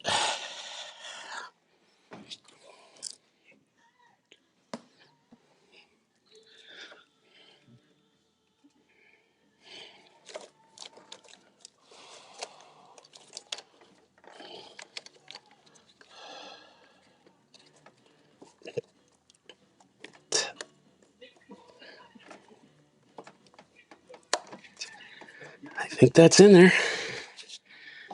Okay.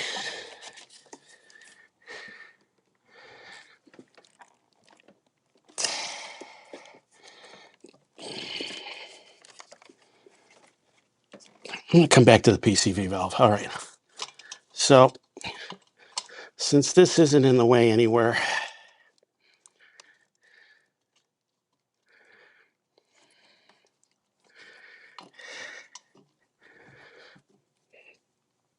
oh, no.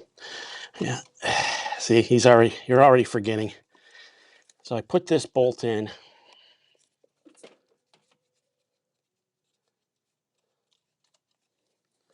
All right, so this goes on top like that, like it acts as its own washer. Bean counters at GM must have loved that.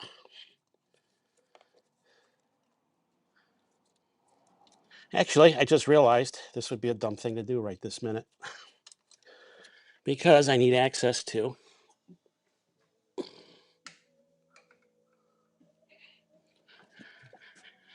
cylinder 3.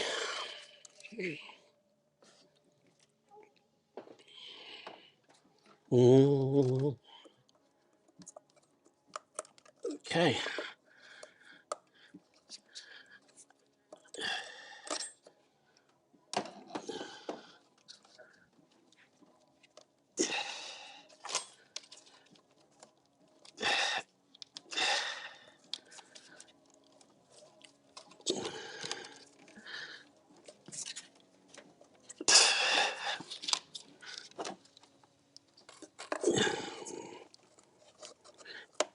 Okay.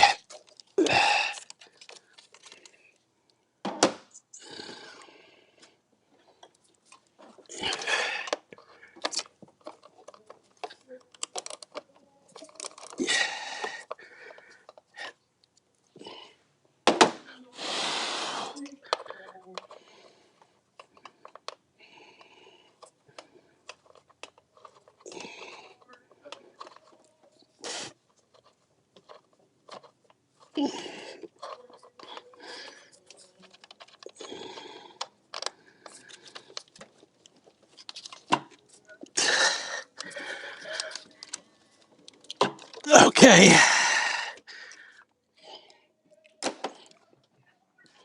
Oof.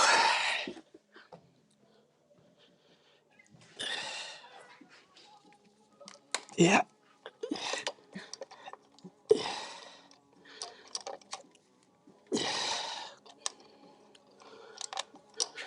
All right. Well, I'm going to be dirty at the top.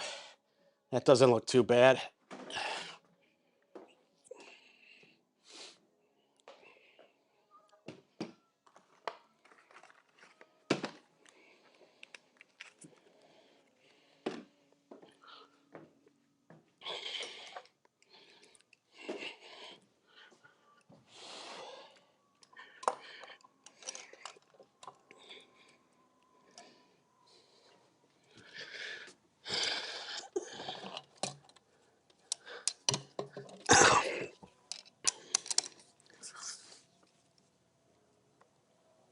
Thank you.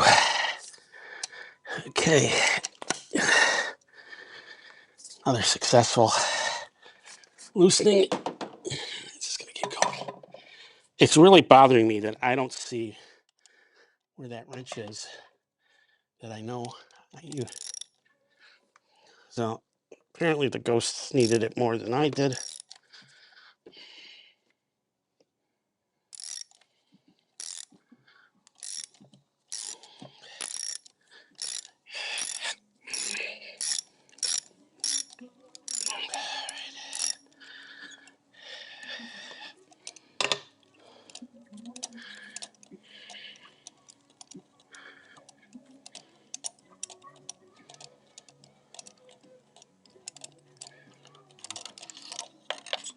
Okay.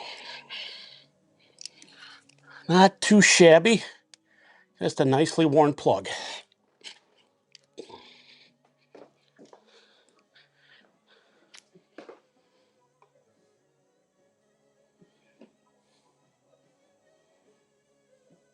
That's the middle one. Okay.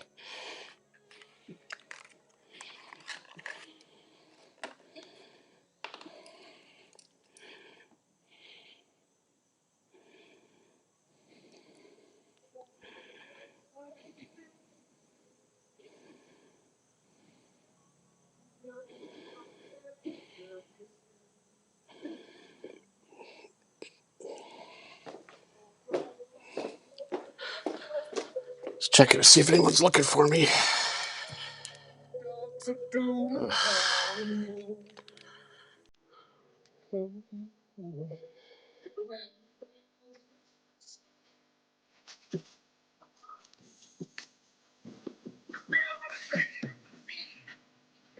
Oh, for fuck's sake.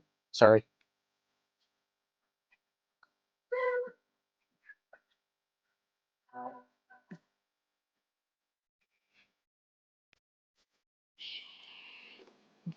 Ah, God almighty.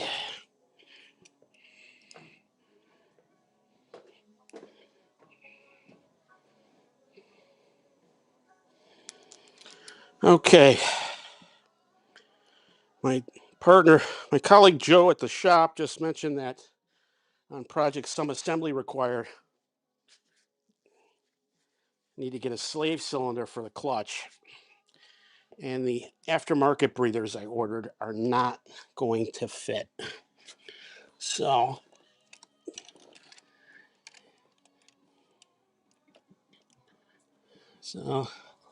well, situations where it's one step forward, two steps back.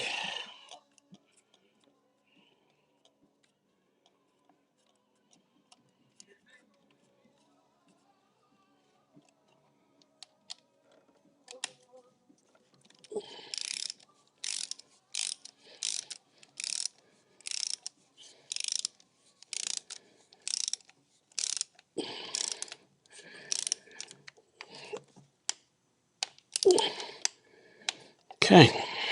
Uh-oh. Well, for the first time today, I had a wrench stay in the pocket.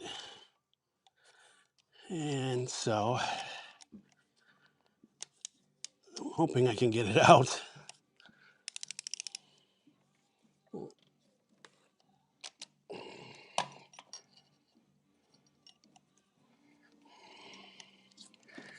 And it's no doubt a problem because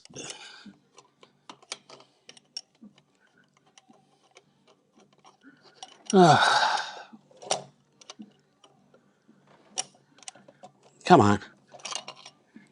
No, gonna make a. It's gonna be difficult for me. It's a very odd angle. Ugh, damn it. Well, maybe it's loose enough I can get it with the magnet.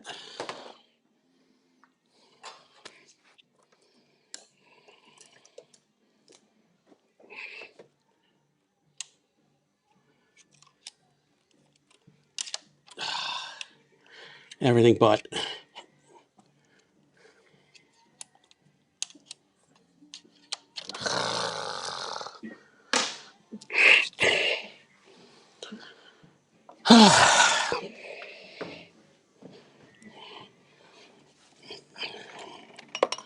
Okay, so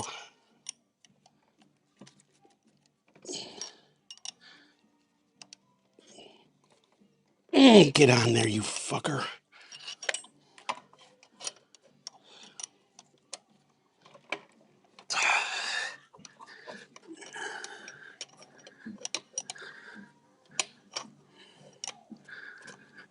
Oh, come on.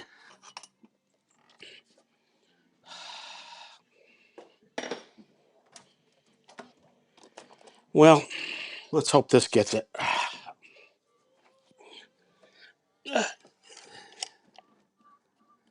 Thank goodness. The right tool for the job. Once again.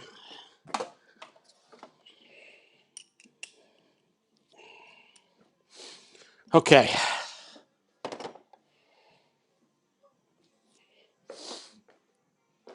And I'm not going to lie, it's getting humid out.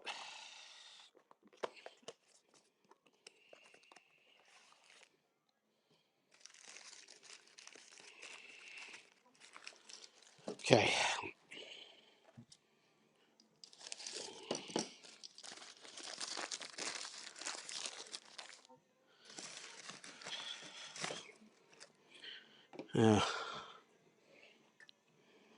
It is getting humid out.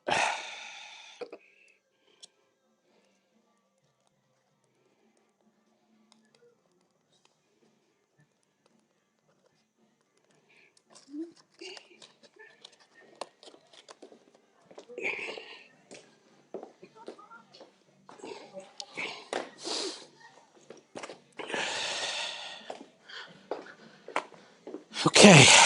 That's staged. And we got one more to go. Okay.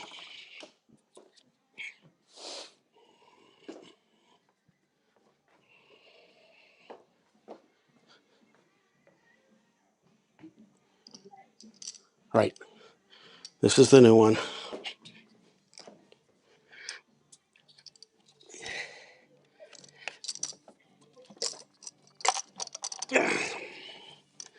A tight fit, but doable.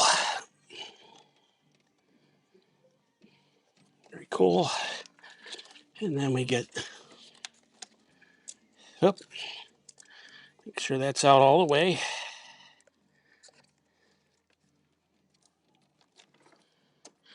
And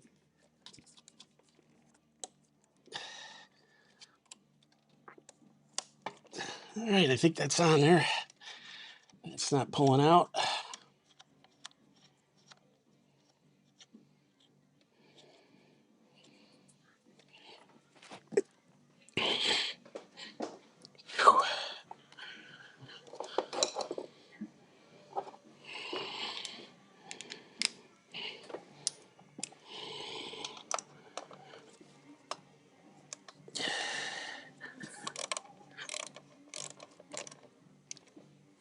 Okay.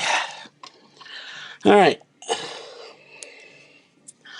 One more to go. Again, this one's a little tricky, but I think we can make it work.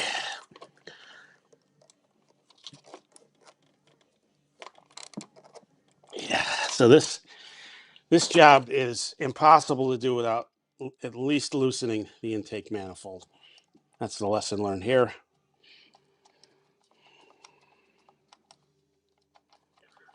Okay. And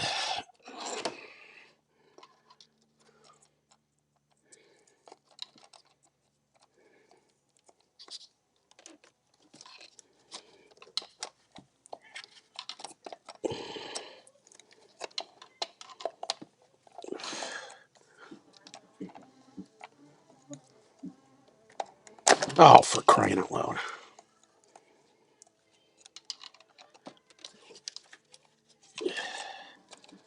Don't go blowing. There we go. I hear it. Oh boy, don't.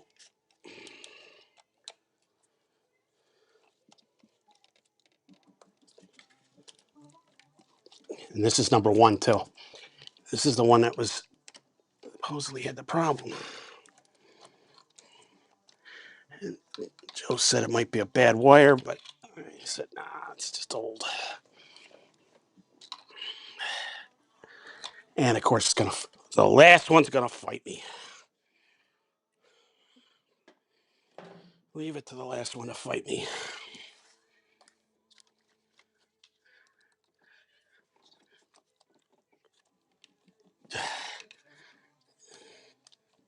Come on. Thank you. Wow. I guess after 20 years, you didn't want to get off the car, huh?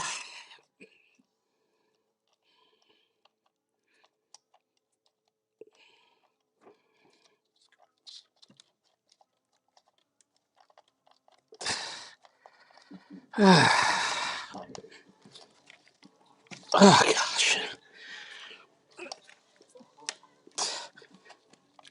Okay, thank you.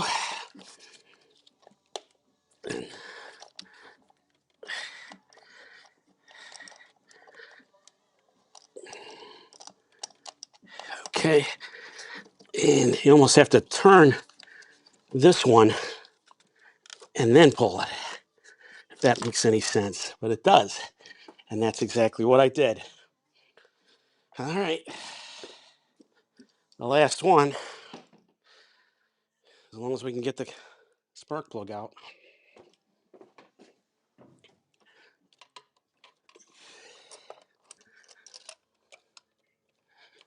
Okay, that is in there.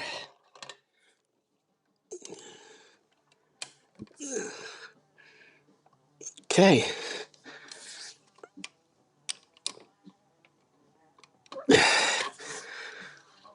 Thank goodness.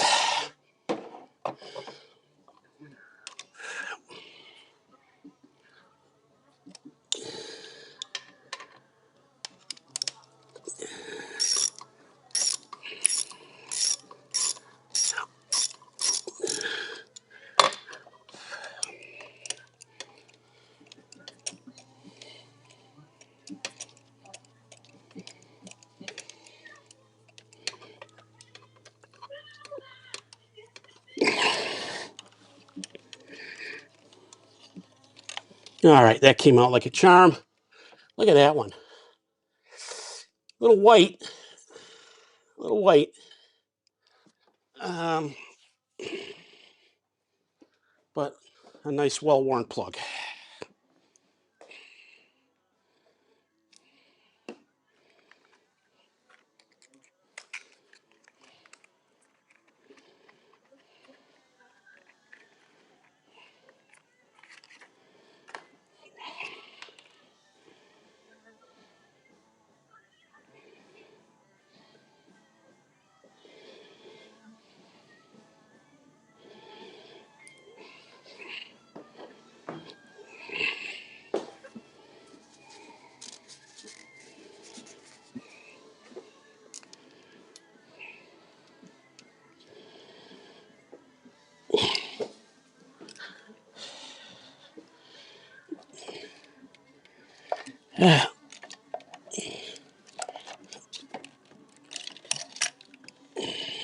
Okay. And we're making sure that fits in there.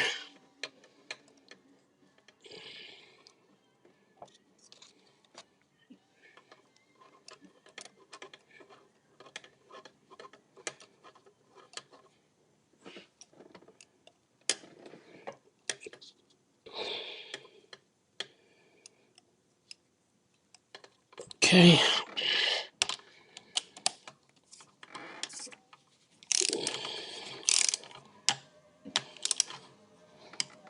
Okay.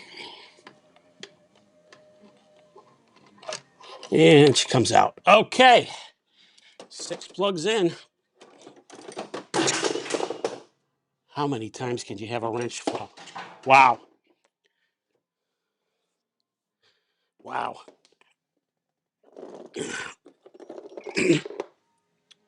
Wow. Okay. And it is getting sweaty out here. Okay. Don't need this anymore.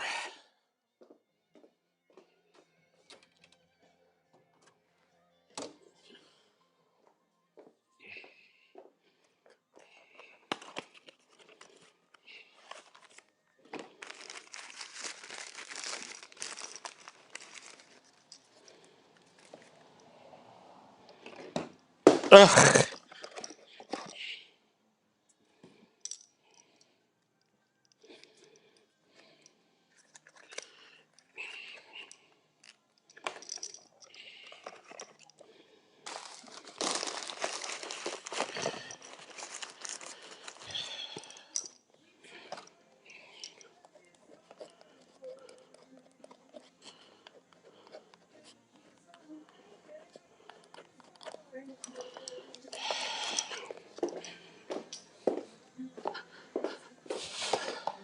Right.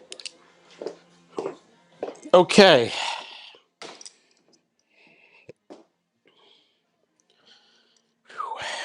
All right. A little tricky to get this one in. A little tricky to get this one in, but we're going to do it. Okay. And I think we got to do the same. Yeah, there we go. There's just enough clearance. And I'm sure there was many a meeting over that.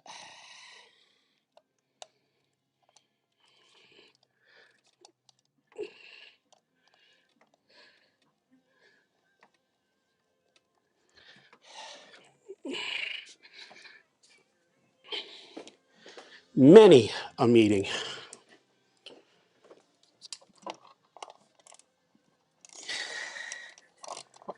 Uh,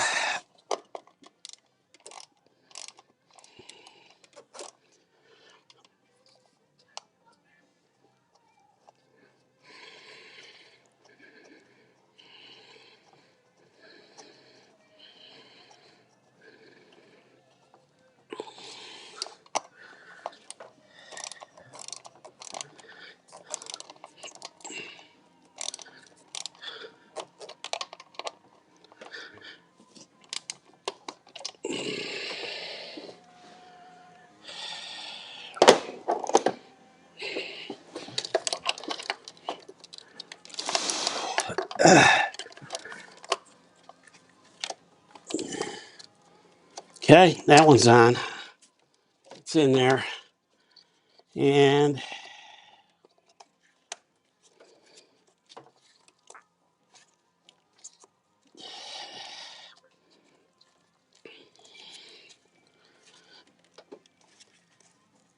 all right, okay.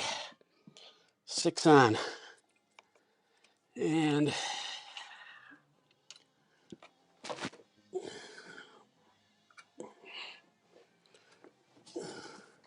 now we get this clip on.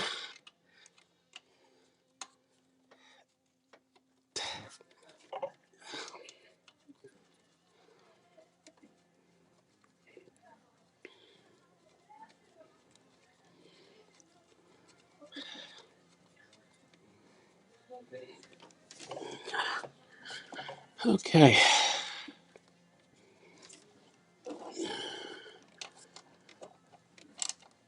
Great.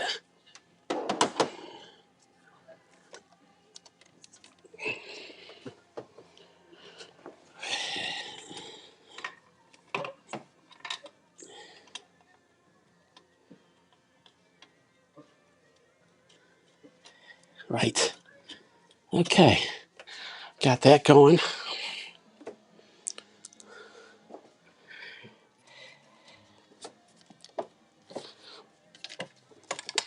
Let's get you back in order.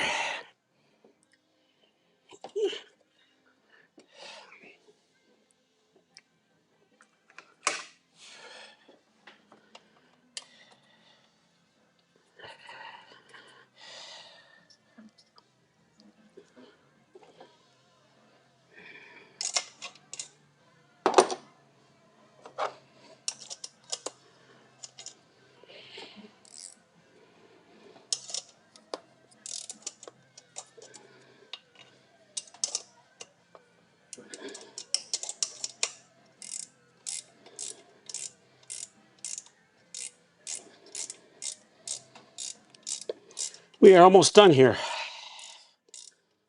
Get these bolts back in, and hopefully everything runs.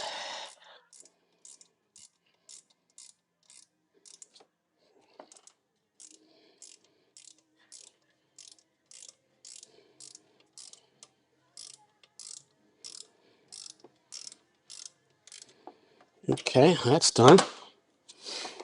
Now we got to get this in. All right, so that's done. That's done.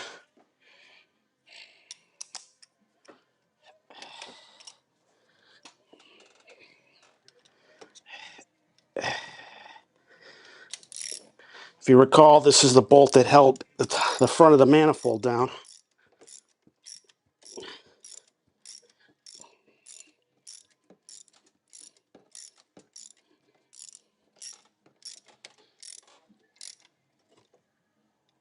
Okay, not sure what that's supposed to be torqued to, but I'm okay with that. All right, get my screw oriented. That seems about right.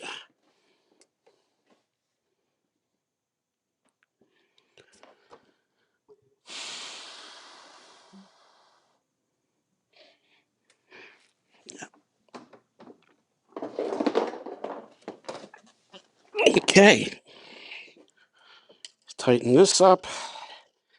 Get those bolts in. Oh, there it is. I guess that's it. I don't know.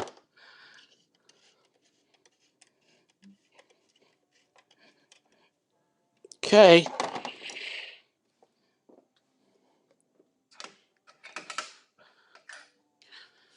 So the shorter one goes in the front here. Establish that's there.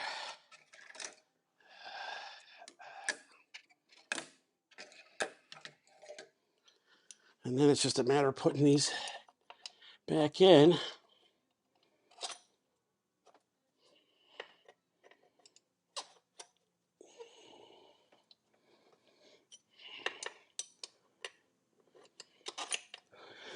And I'm going to look up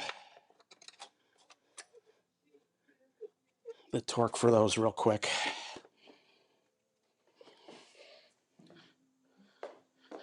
I'm going to look up the torque real quick on those.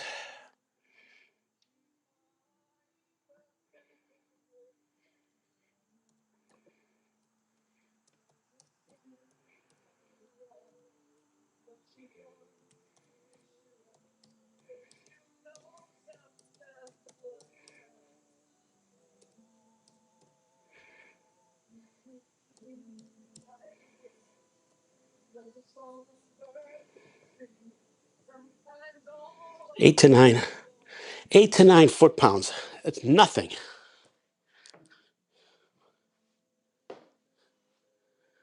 89 to 106 inch. 89 to 106 inch pounds. 89 to 106 inch pounds.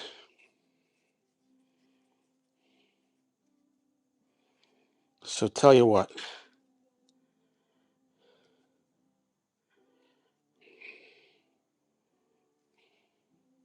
We're going to put it right at 100 and call it a day.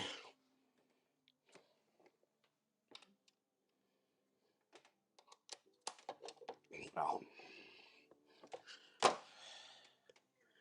this is one of those times I wish I had a quicker wrench. These are quite long.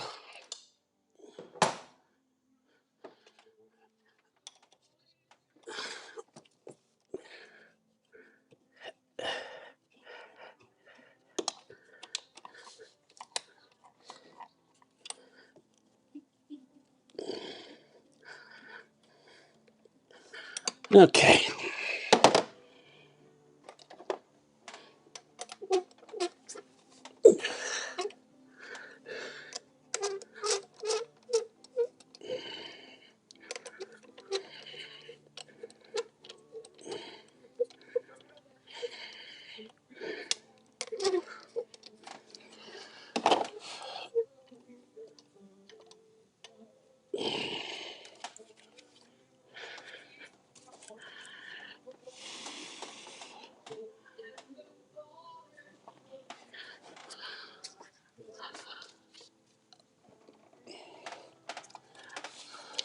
Oh, shit.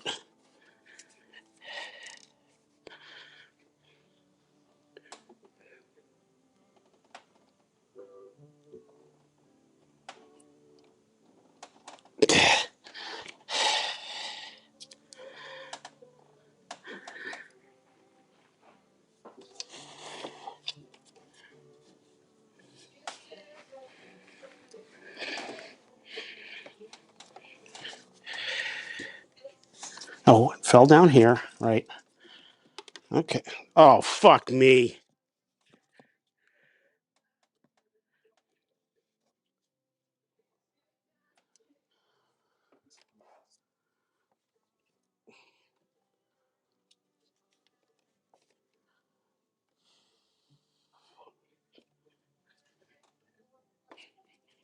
Oh, thank goodness. Okay. All right, we'll take care of that in a second.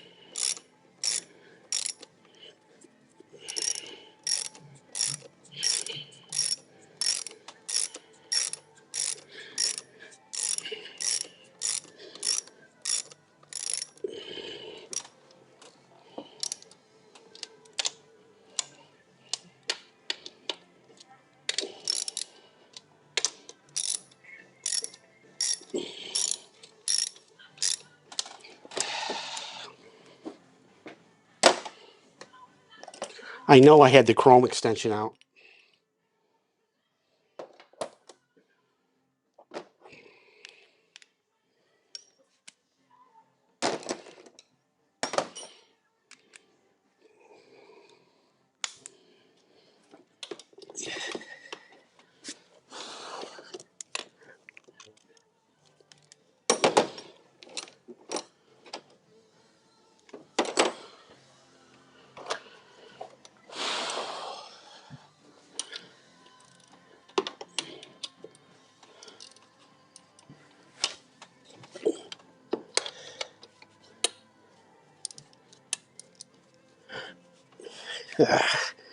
You whore.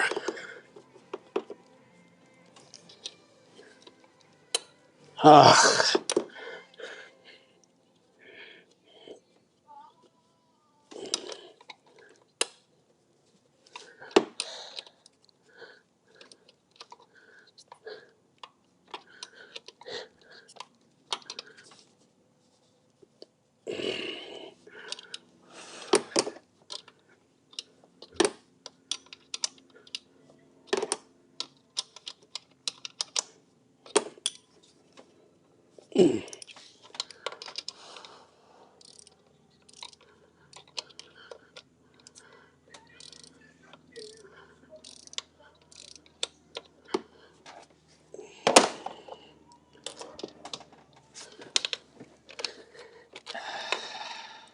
Nope, it was the.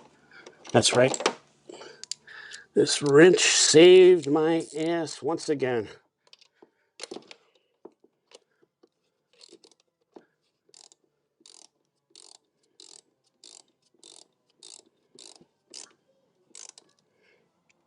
Okay. One more time just to make sure. Great. Great, great, great, great, great.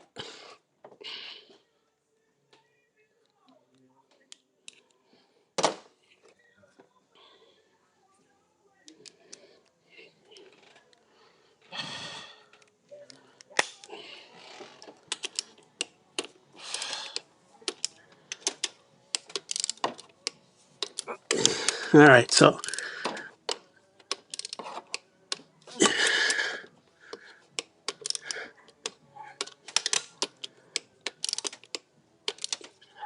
Okay, well, if everything's back on.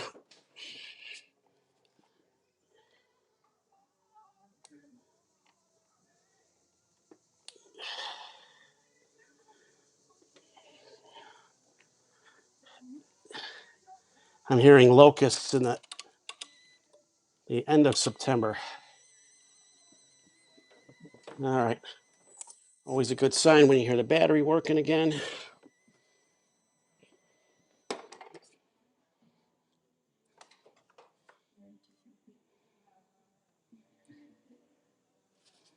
Yeah, I'm missing a couple wrenches already.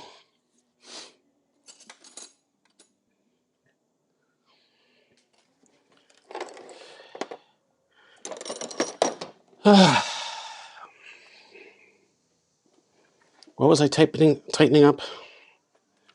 All right, well, let's get this one back on. This is important.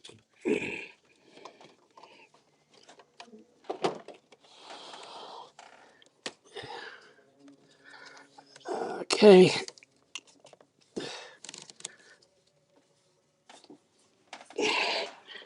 That's good. That's good.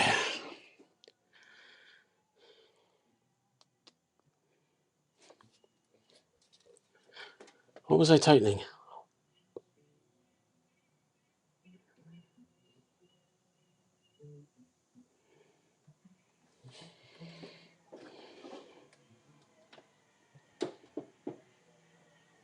I don't know.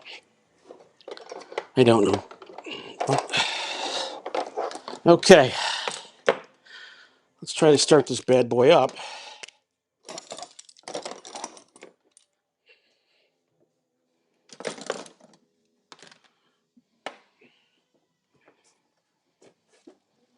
Oh, the 8mm. That's what I was trying to do.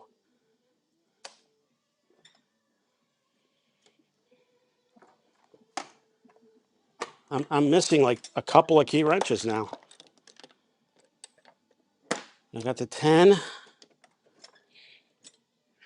9.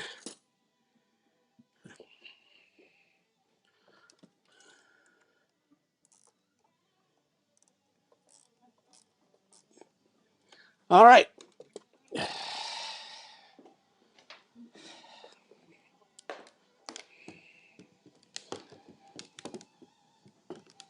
Well, I appreciate you hanging in here all this time. It's just me. But let's give it a try.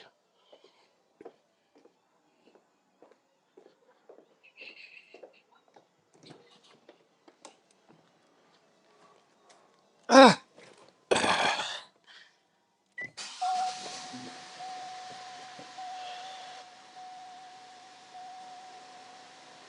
She sounds good.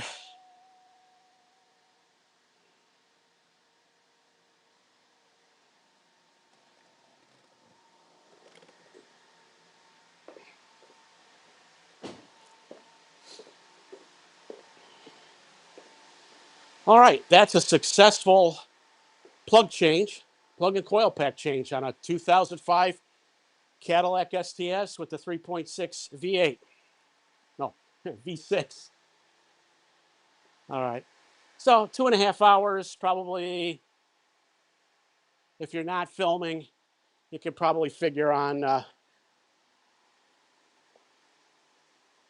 Yeah, I had a couple things in between here. So if everything goes like that, you probably should plan on an hour and a half to 2 hours.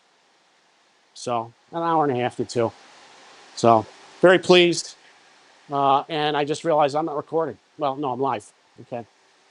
So now I'm going to work on the PCV valve now that I know that's fixed. And then we'll take it for a drive.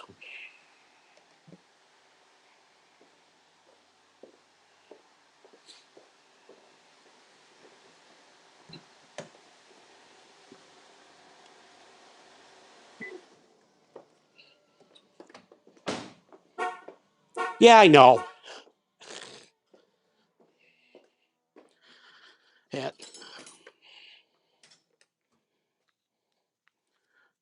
Oh, and here it was stuck in the, I put it along the side of the hood here. So I found all my wrenches, and we certainly didn't hear anything banging. So, all right. So now what's next? Let's try to work on the PCV valve.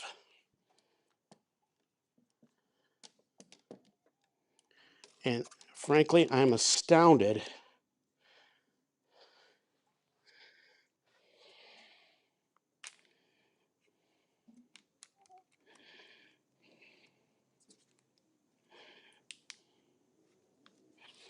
that the battery on this is working. Okay, so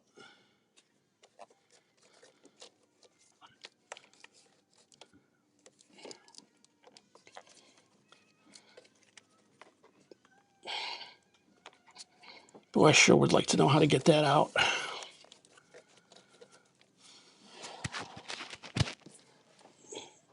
left my glasses over there.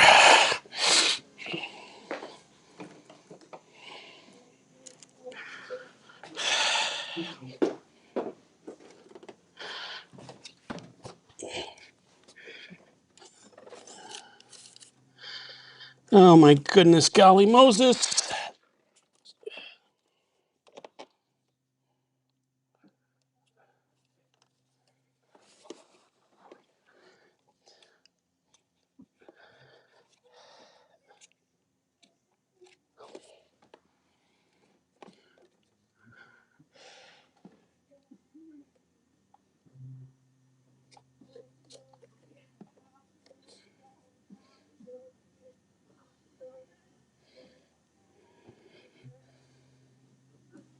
Yeah, it's the other one.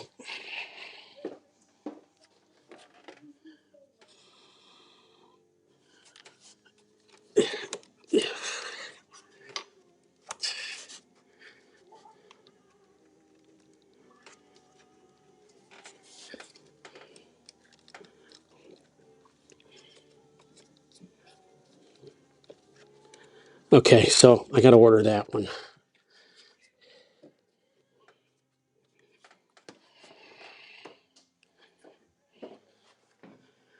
Uh,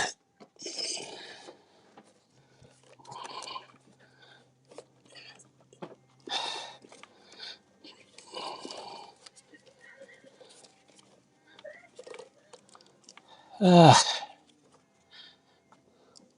you know what's in this. All right, I gotta do some research here.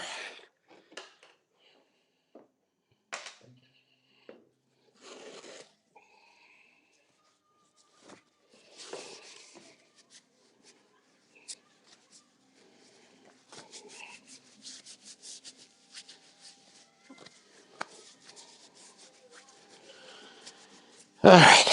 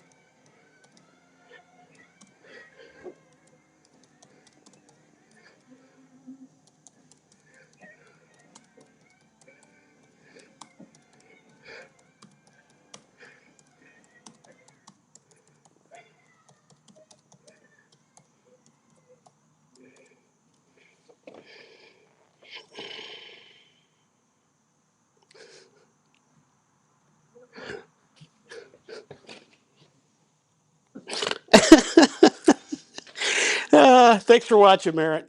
I do appreciate it. Uh, and it's pumpkin bread. I'm allergic to bananas, buddy. Let's see here. I'm looking up PC valve.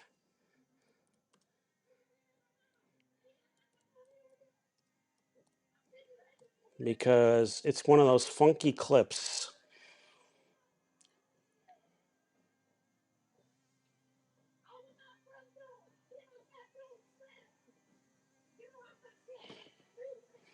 Remove the engine cover, disconnect the intake tube. Detach the plastic tube or hose that connects the...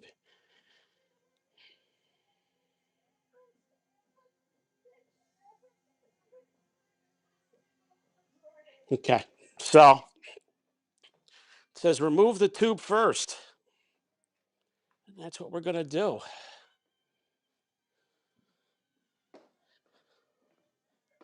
Make sure Ecamm Live's still running. Oh, yeah.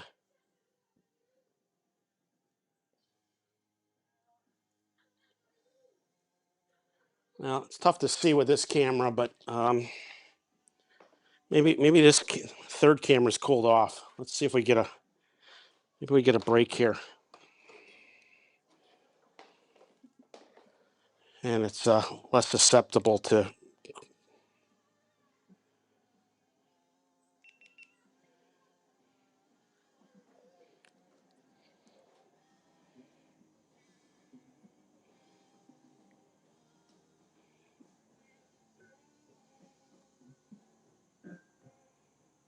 No, I'm not getting any signal.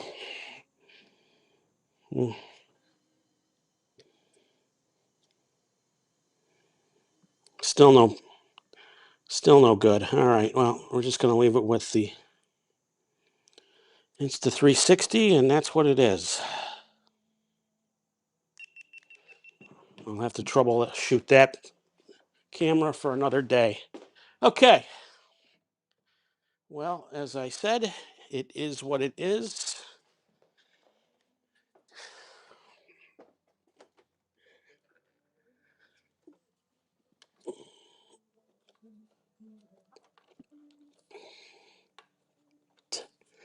Oh, I really don't want to pull on that.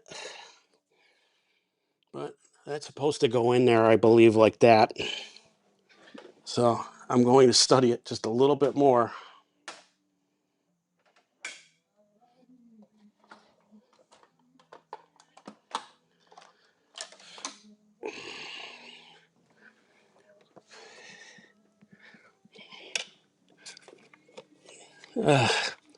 And of course, there's never a good place for my light. I don't care what engine. How the hell does that come out?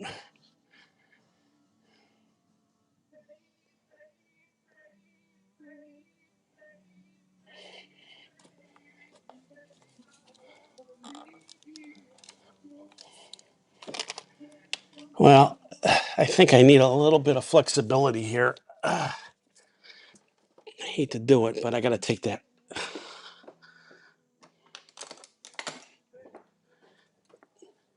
this bracket off here. All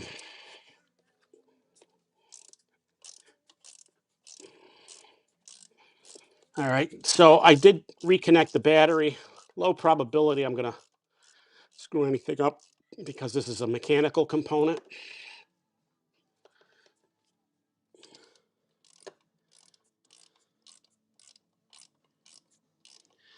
And again, a bolt that's way too long for what it's designed to do.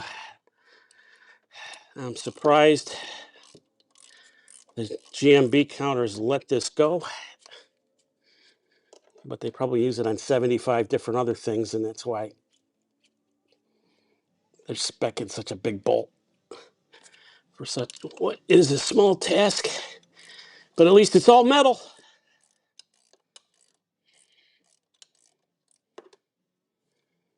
Yeah, talk about overkill. Almost like working on an international scout, but I digress. Okay. Yeah. It's about a 1-inch bolt, and all it's doing is holding on the PCV valve. So interesting. Well, I'm hoping that gives me enough wiggle room. And maybe this is a better angle for you guys. Okay.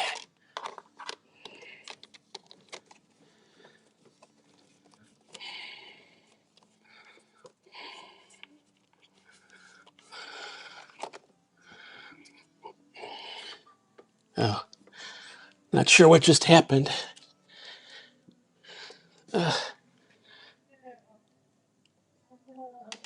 Oh, for crying out loud. Did I just have another camera go?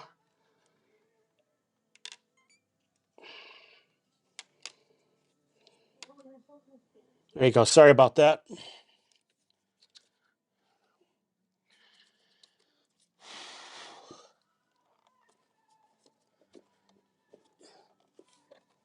Wow.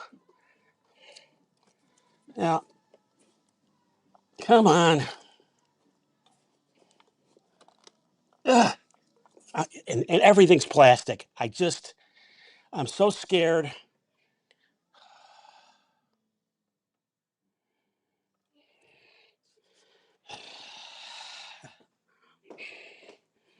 I just did that on the Porsche Cayenne not too long ago.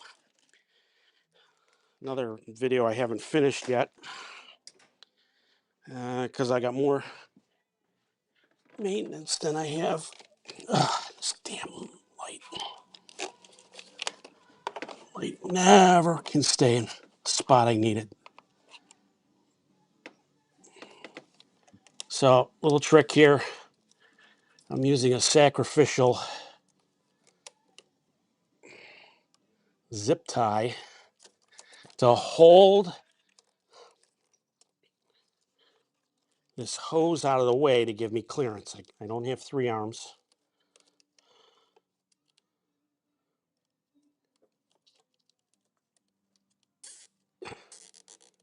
Okay, that gives me a fighting chance to see this. Okay, I don't know what I got going on down here, but hopefully you can see it better.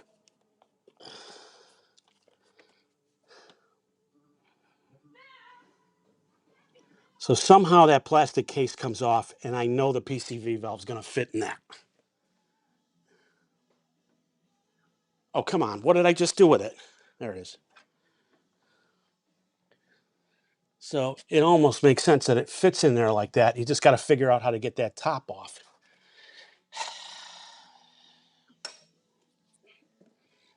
And I don't know how.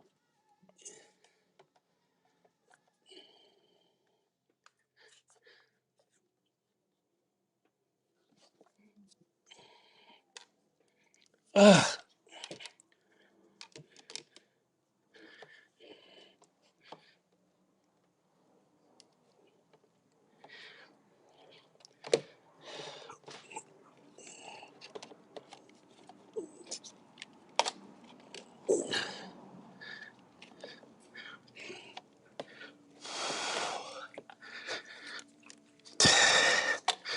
Ugh. Well, I don't know. I just don't know. Oh. And we got it. Okay. We got it. That's all there is to it. And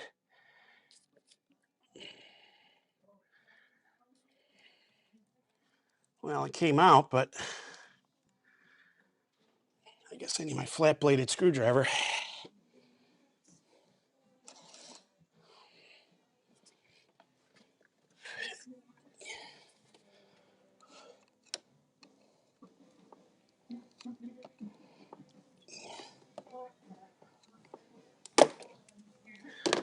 And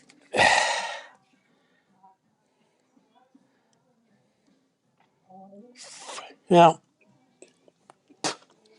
turns out this one's okay. I just blew on it. So I've got peace of mind on that one. I got to order the other one, and I'll show it in a second here as soon as I get this one in. So basically, this is the one. There's things on the internet where people, I guess, open these orifices up. I don't know, it's a $44 PCV valve, but let me do that again. You heard that click. It clicked in there, and then it's a matter of pushing it back down, I guess, or using my persuader. I'm going to give that a couple of taps with the persuader.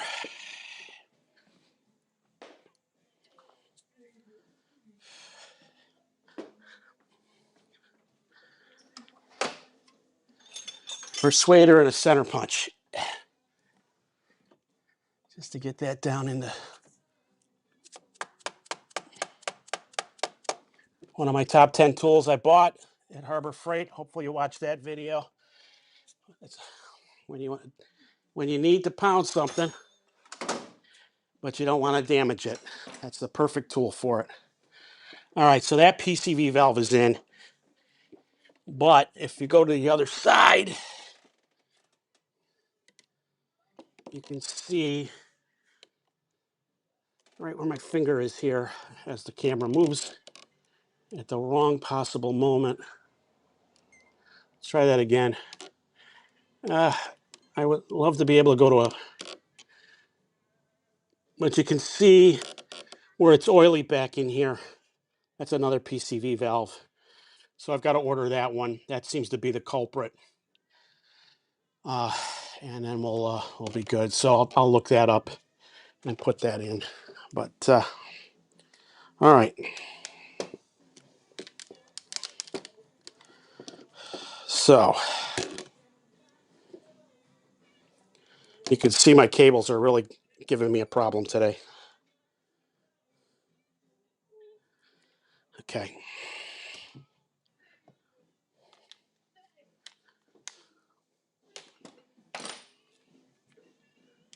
All right. Well, first thing I need to do is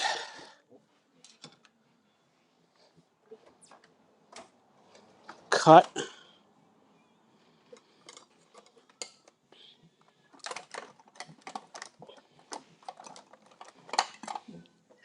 So this is my sacrificial zip tie there. So I can cut that again. Everything else looks in order.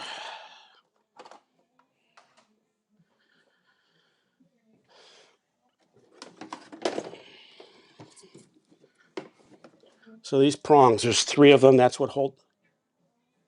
Oh, wait a minute. Wait a minute. Hold up the fort. Hold up the fort. Almost forgot to put this bracket back on. Okay. That's why you check your bolt tray to make sure.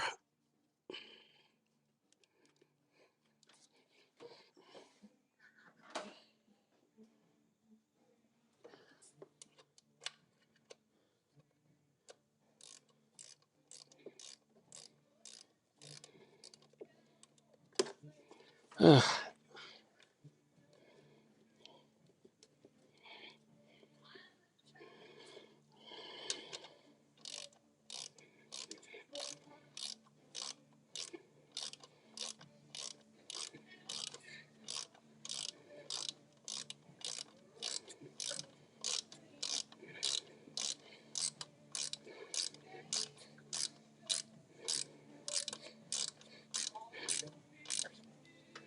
Okay. Once again, I remove the caps.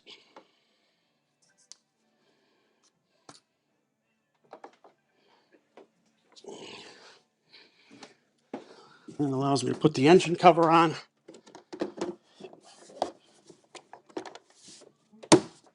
Okay. And we're back on.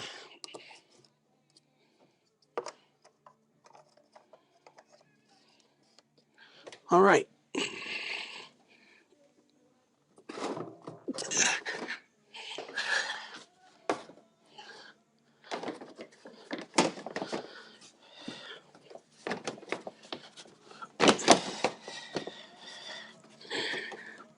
Okay. With that,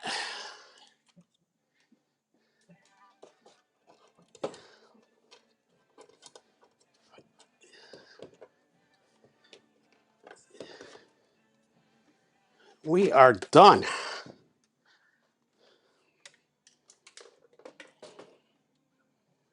All right. So I'm going to kill that, but so that is the better part of a 3-hour live stream on changing the spark plugs. Again, hour and a half to 2 hours if you're not filming like me and getting pumpkin bread deliveries. But if you're watching this after the fact, let's see.